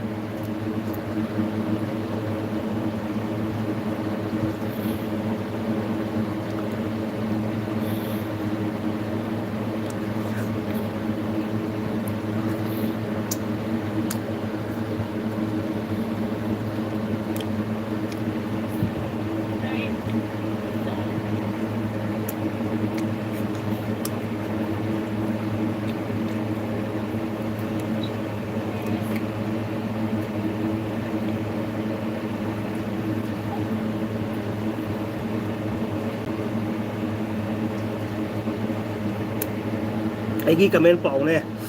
jadi babu, pocupu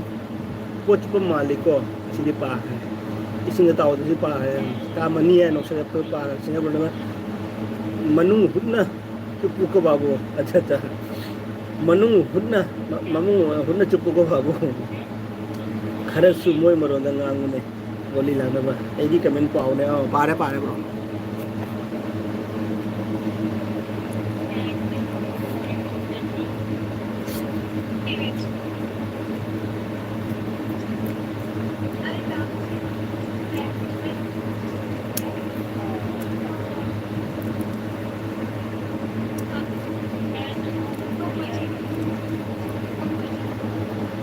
Amin na.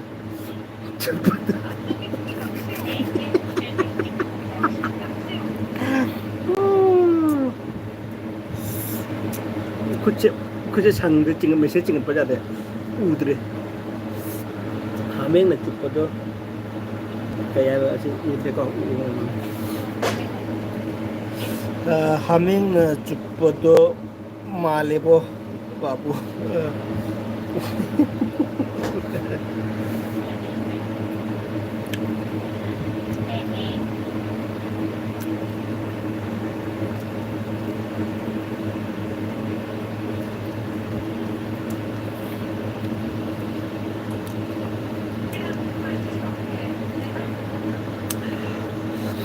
zoom lawraga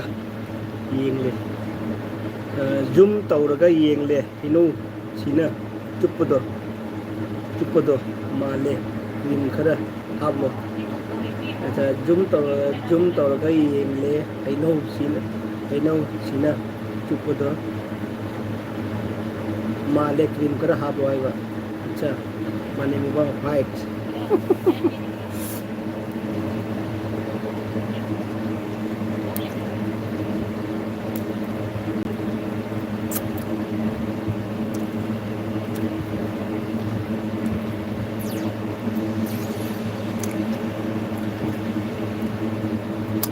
बहुत मस्त है, लखनऊ का आम बहुत मस्त है।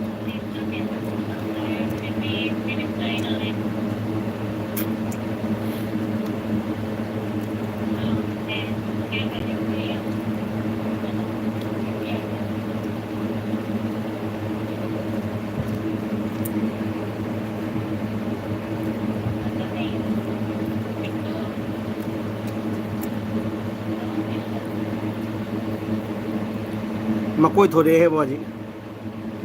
मकोई कर लो, मकोई का थोड़े दो जी, चुप दा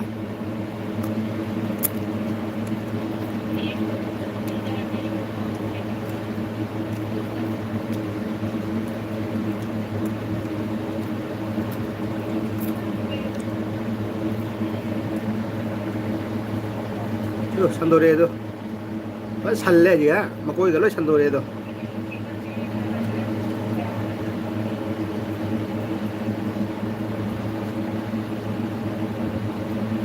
बाबू तामने उन्हें बच्चा अच्छी छुट्टी दा होय चची ब्रो पूरा एकदम बढ़िया से मैंने चूस के खत्म कर दिया पूरा। देखो एक भी नहीं है अंदर, पूरा खत्म कर जितना जिस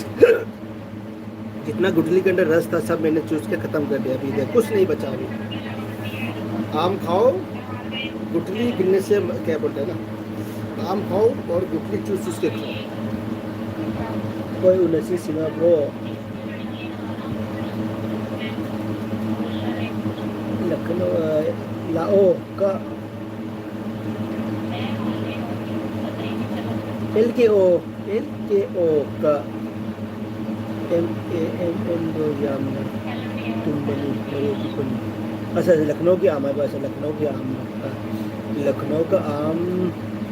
दो, लखनऊ का आम दो यामना तुम बनी मरूपिक बने थुम बनी मरूपिक बने को। अच्छा ओके हाँ हाँ कोई मणिपुर ना कोई उन्नसी ब्रो है को अदुगा मी के नोना चच्छी चुस्ते चुस्ते बाल निकल गया। देखो चुस्त चुस्त उसका सारा बाल बाहर कर दिया मैंने पूरा, है ना, बाल को एकदम देखो पूरा बाल को एकदम फैला दिया एकदम। देखो गुठली का जो जितना आम बाल है ना वो फैला दिया चुस्त चुस्त के। बाबू नंग चुप यामना रंगमनी को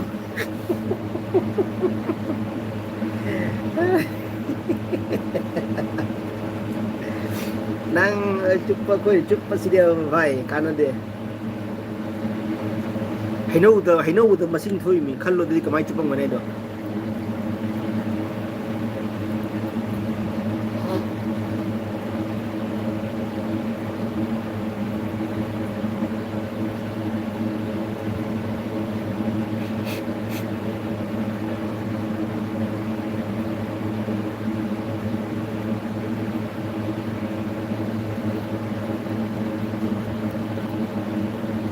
चलो फिर अभी मैं हाथ धो के आता हूँ, पूरा हाथ गंदा हो गया। आप लोग बात कीजिए, मैं आता हूँ।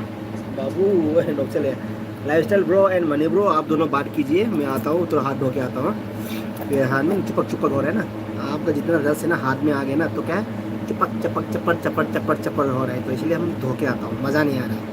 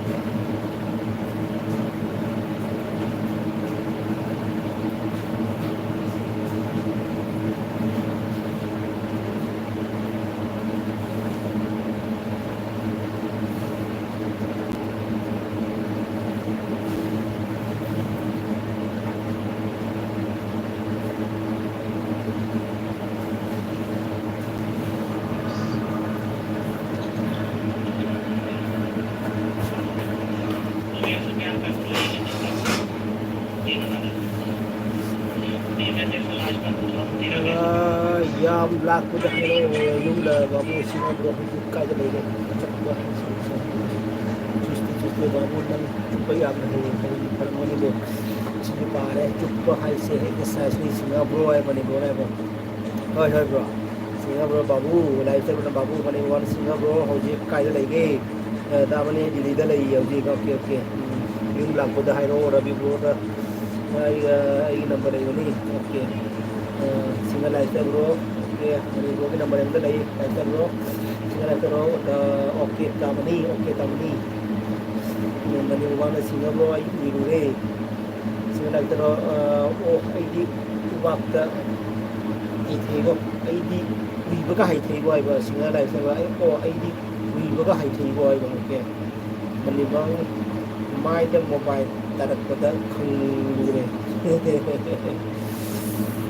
मनी बंग वारे वारे मनी ब्रो वारे सिंगा ब्रो सी है ओके सिंगल लाइफ से रोने को अभी तामनी है मनी बंग नौसल है सिंगल लाइफ से ब्रो ओ तामनी है सिंगल लाइफ से रोने एगी नंबर सु बाबूदा लेबनी ओके नंबर नि मो ले नंग इसे उन ले मांग जो ले ना अपन में से नु ले ना ले ना वाली छाना दा बदन अमर से मो ले बने अमर से मो ले बने ना ai namo hai ka ba lamani bo nai ki number lai bane na eh lifestyle bo nai ki number lai bane na to apoi mache da pa da ba do ma wadi di chana da bane number lai bane na number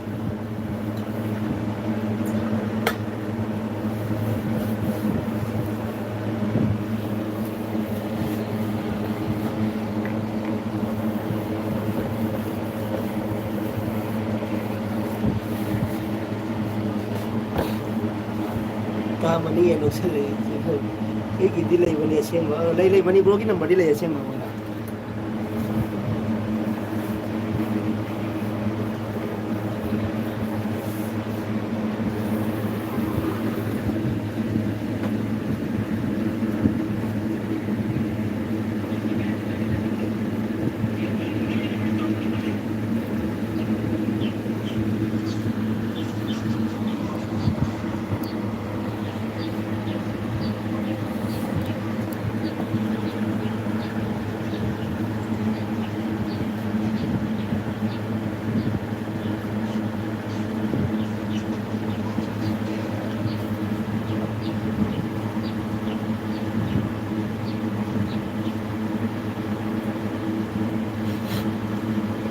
sir मुर्गा बनाने की फायदे बताएं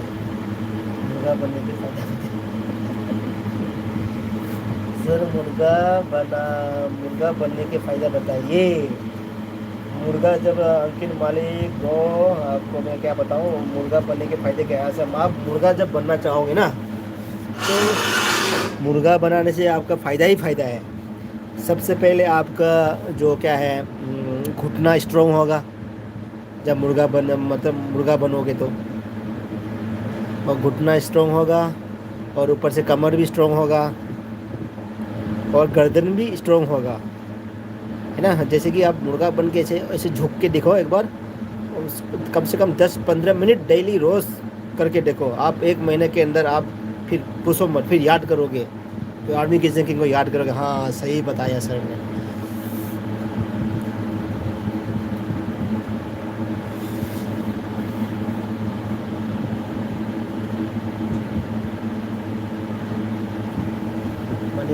कितनी लई बनी असेंबा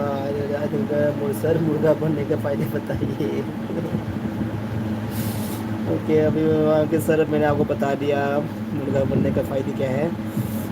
बाबू singer बाबू की number 1144 ना लोई बनी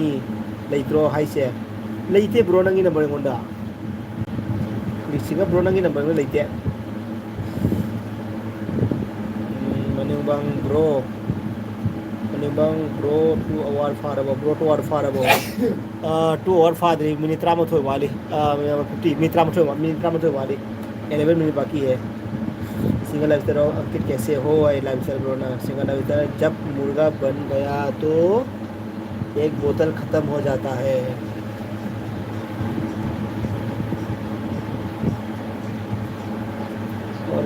मुर्गा बनाने का फ़ायदा ही फ़ायदा है। मुर्गा बनाओगे तो बोतल खोलोगे तो पियोगे, जब पियोगे तो फिर नशा चढ़ जाएगा, नशा चढ़ोगे तो फिर बातें में मज़ा आएगा, फिर बातें में मज़ा आएगा तो फिर और कुछ करेगा, और कुछ करेगा तो मज़ा आएगा तो फिर और कुछ करेगा, ऐसे करते करते सुबह हो जाएगा। इसलिए मुर्गा बनने का बहुत फ़ायदा है।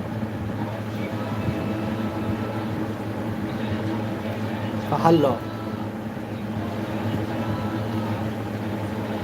अंकित अंकित अंकित अंकित बहुत चला गया लग रहा है।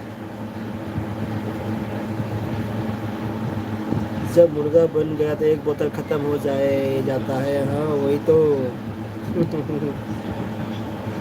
सिगरेट बाबू चुमी चुमी ब्रो।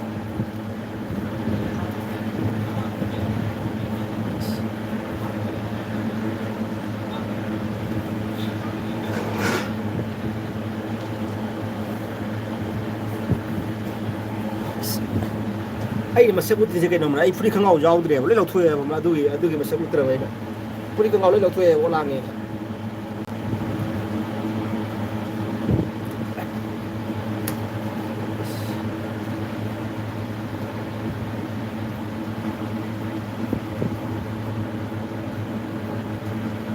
ये पीस को पूरा मितला पूरा उधर क्यों करता है? वो नहीं बोल रहा हूँ, वो नहीं। हाँ ये पूरा उधर क्यों करता है? वो फालतू में दीवार पे चला जाता है वो उसका हवा। अब वो आ रहा है कि नहीं आ रहा है? आ रहा है। उसने तो हवा क्यों नहीं आ रहा? हवा क्यों नहीं आ रहा है? बाबू है वो मारी तुम गिरो मेरे मुझे अंगांग तुम गिरो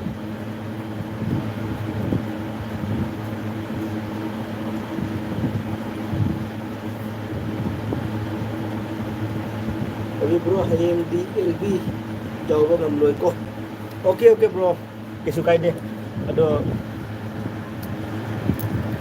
kisum kaide bro. अभी यार मैं मनी ब्रो आपके लिए तो मैं जान भी देने के लिए तैयार हूँ। और बताओ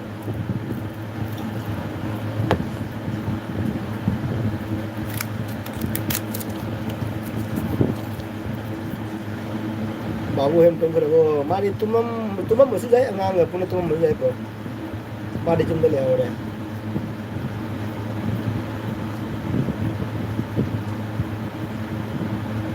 ना हे के ठबो ले गए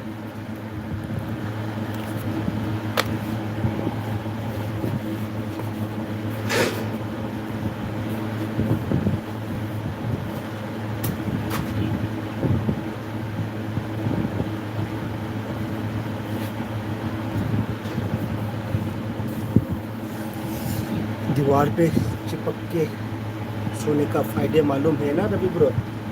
दीवार पे चिपक के सोने का फ़ायदे मालूम है ना रवि ब्रो? हाँ दीवार पे चिपक के सोने के फ़ायदा पर एक फ़ायदा है कहीं कमर सीधी हो जाता है ना। दीवार तो कहीं जाएगी नहीं और ऊपर से आप जितना भी आप उसको दीवार में चिपक के सोओगे तो आपका क्या कमर है तो फ्लैट हो जाएगा। तो आपके लिए बहुत अच्छा चीज़ है, फ़ायदापन है दीवार पे चिपक के सोने से।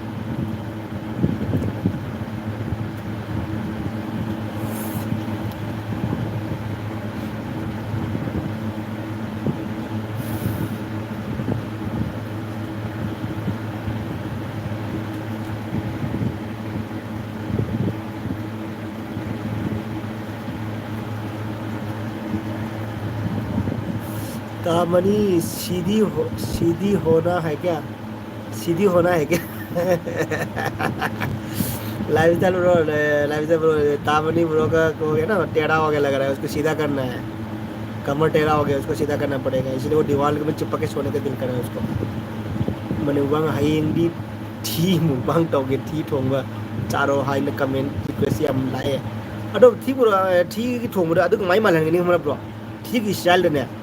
क्या ठीक ही मचूद है कोई येलो कलर का तक कहाँ लगना है कोई बेसोंदो ना बेसोना सेमो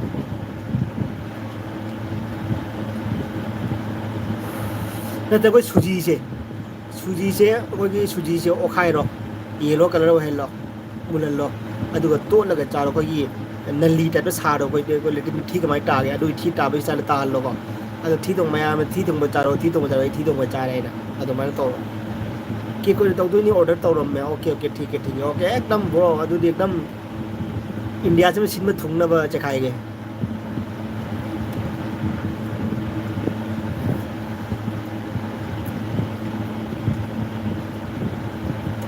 अदुदी हिंदी तरो ब्रो अदु हिंदी तरो अदुगी मुबांग हिंदी तरो ठी थोंगै मुबांग दो केक की दो तो किनो ते हिंदी तरो जता मनी माइरेन दो अदुना तरो मनी ब्रो ना हाइरो चुम्मे माइरेन तरो माइरेन अदुदी चप चारे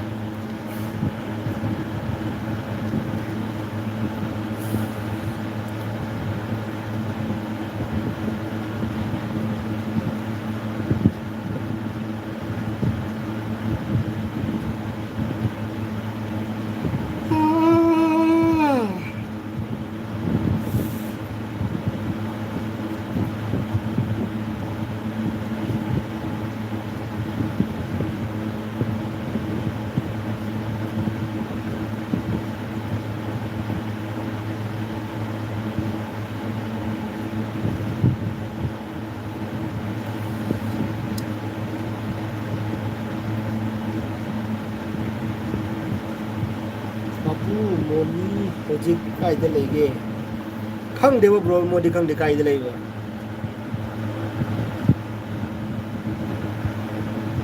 लाइते ब्रो खंगदे मो काय लेबो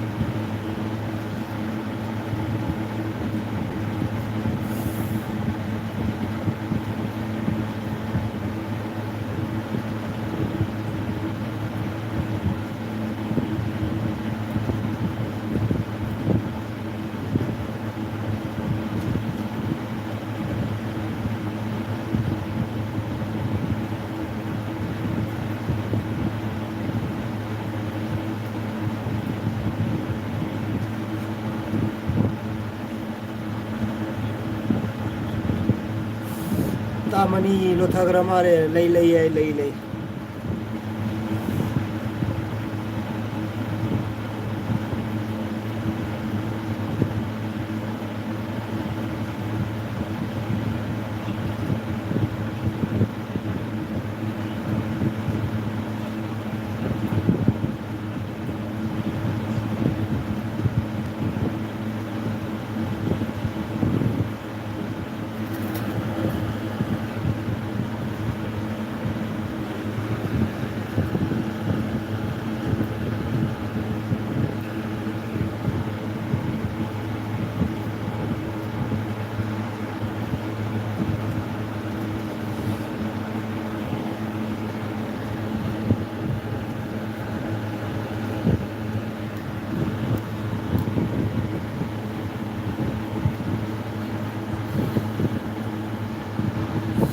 इसिंग खक लुबने इसिंग खक लुबने इसिंग खक लुबने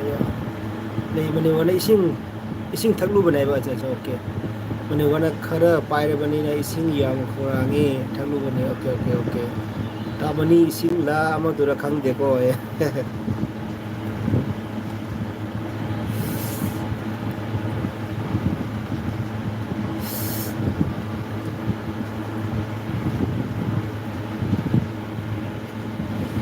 तामनी समाने में की वीडियो समाने ये भी था बजाबरा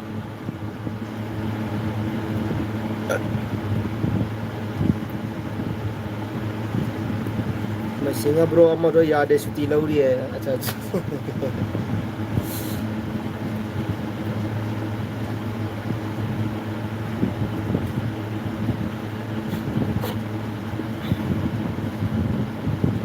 तामनी ये नौसल है Mimi क्या नहीं छुट्टी नो ब्रो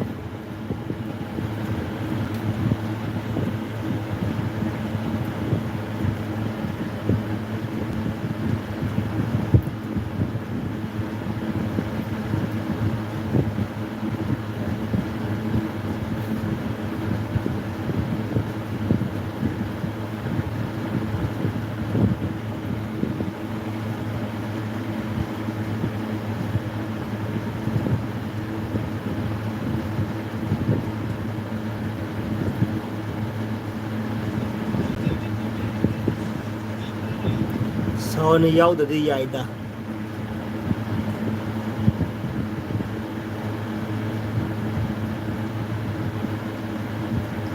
ꯊꯥꯎ ꯌꯥꯎꯗꯗꯤ ꯌꯥꯏꯕ ꯑꯠꯆꯥ ꯑꯠꯆꯥ ꯑꯣꯀꯦ ꯑꯣꯀꯦ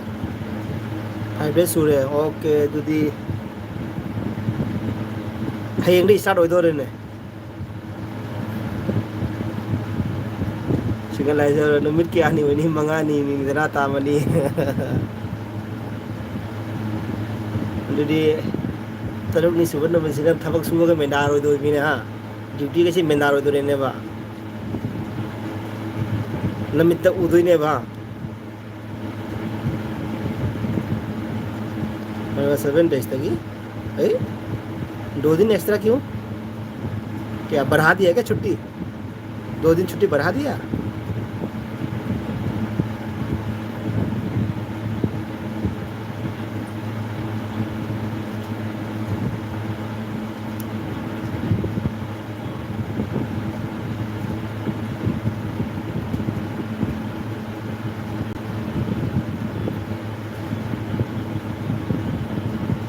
ताबनी सुती रोदोरी ताबनी से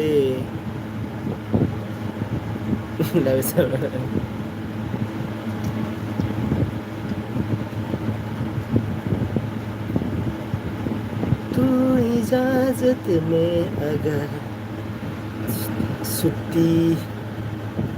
बढ़ा दिया छुट्टी बढ़ा दिया लगता है तामनी को अच्छा अच्छा हाँ मनी बुबांग हंस रहा है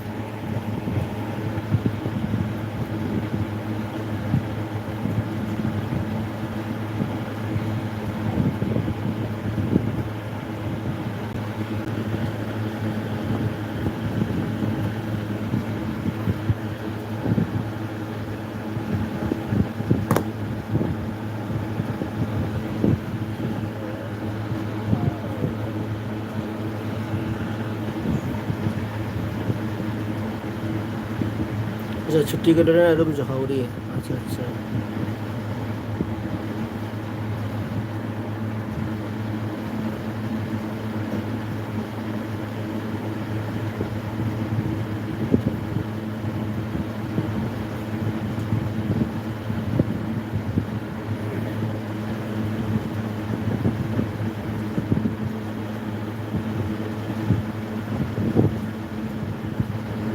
ओके तामनी तब न होना रो तुझे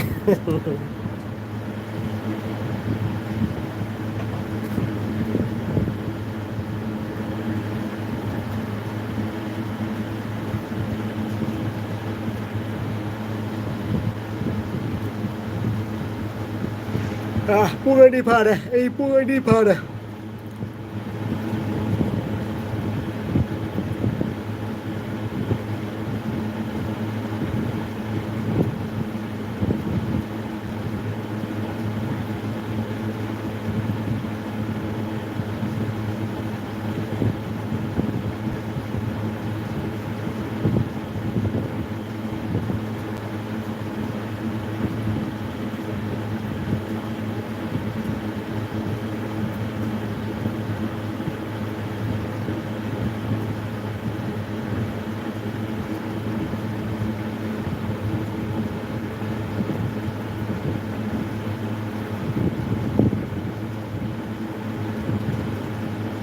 बाबू रूबी होगा तो उखिद्रे ने बाबू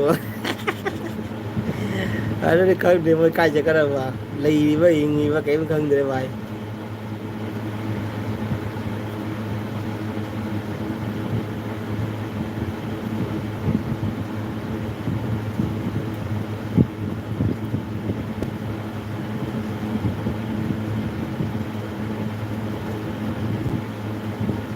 आगाम चावरबना छुट्टी खरा कुइना लौबा ताए मनी बाबाना आगाम चावरबना छुट्टी खरा कुइना लौबा ताए अच्छा अच्छा ओके ओके अपना भी टाइम आएगा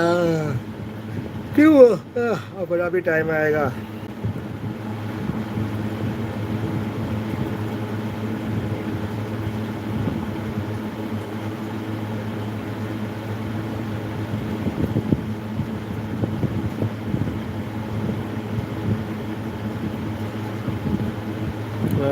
हिंगलीबनी मीगी वीडियो दा कमेंट या मुई मने मने उई उई हिंगली दा मीगी वीडियो दा कमेंट उई दा नु अखोगी वीडियो दा लाक्तबी वानी दा कने अखोना सपोर्ट तौबीगदबा तौबीम थोबा खन तौबीरमे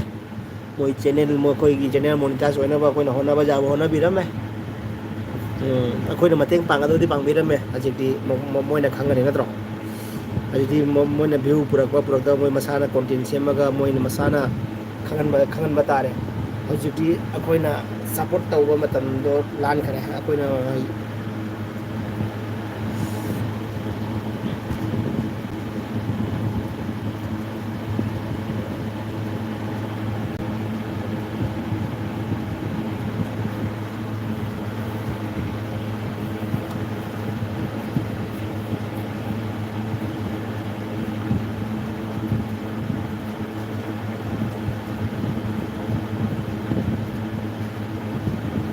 असादुसु उखिद्रे होने असादी खंगदे असादी उखिद्रे ऐसु उखिद्रे मासे मागी वीडियो सुन थोक गेम तो कहिनो नंगे मासु उखिद्रे सिंगल लाइफस्टाइल तामनी ऐसु मिट से यादरे वो है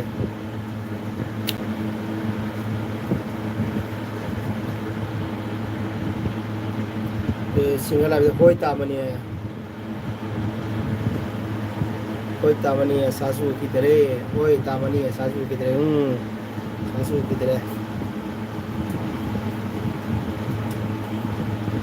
होय दा उइरो को मनी वाना उइरो को है अदने मयाम मखोइना सेपा तोबो मतेंग पांगबा जाबा मतेंग नि पांगबिरमे अखोइना अदो केसुम मियाम उखिद्रे मियाम उखिद्रे अदुनि उद्रे उद्रे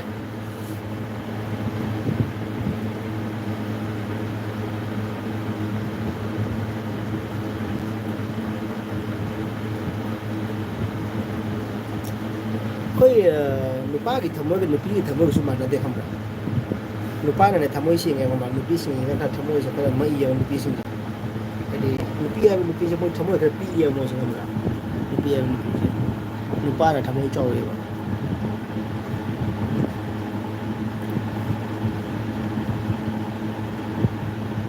नुपी से अमन वांगा बरे लवरने ए माना दुमारे माना हारे दुम लवरने दु वादु चखरने बा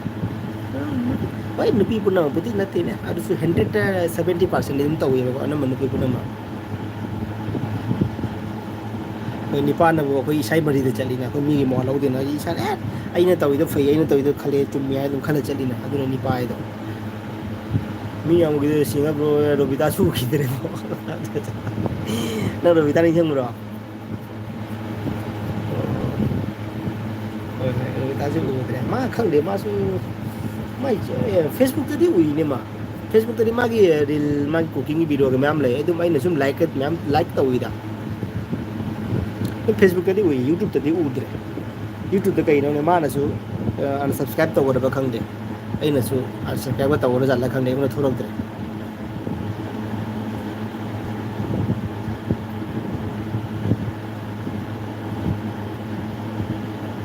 नत्रगा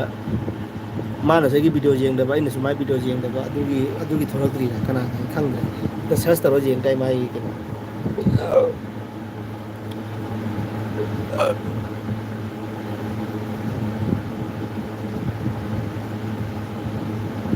बाबू निसिंग लीने कइनो है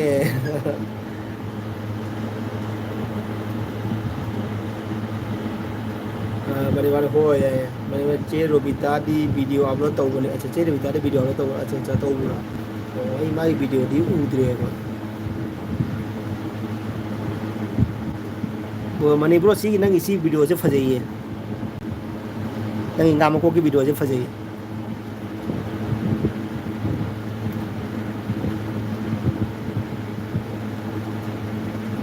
वीडियो येंगली मखई थोप हेमने अच्छा अच्छा ओके ओके अच्छा अच्छा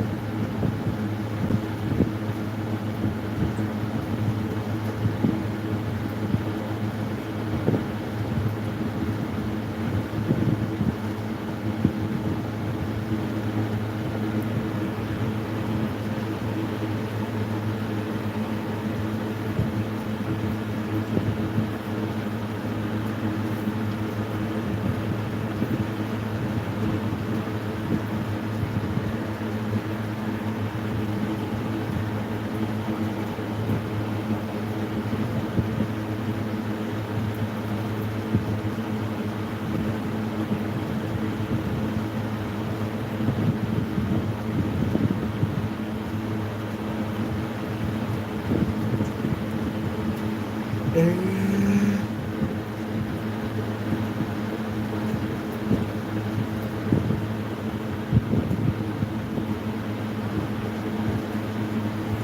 selo bro lo thara ke okay okay bro do di pa pa ya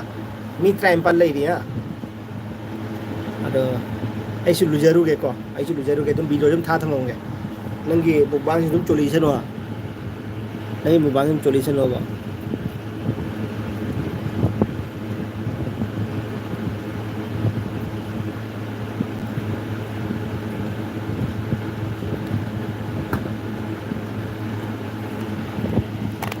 Oi. Oi, good night.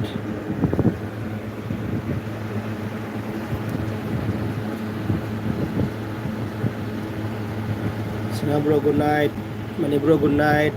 Mani Muwana so good night area.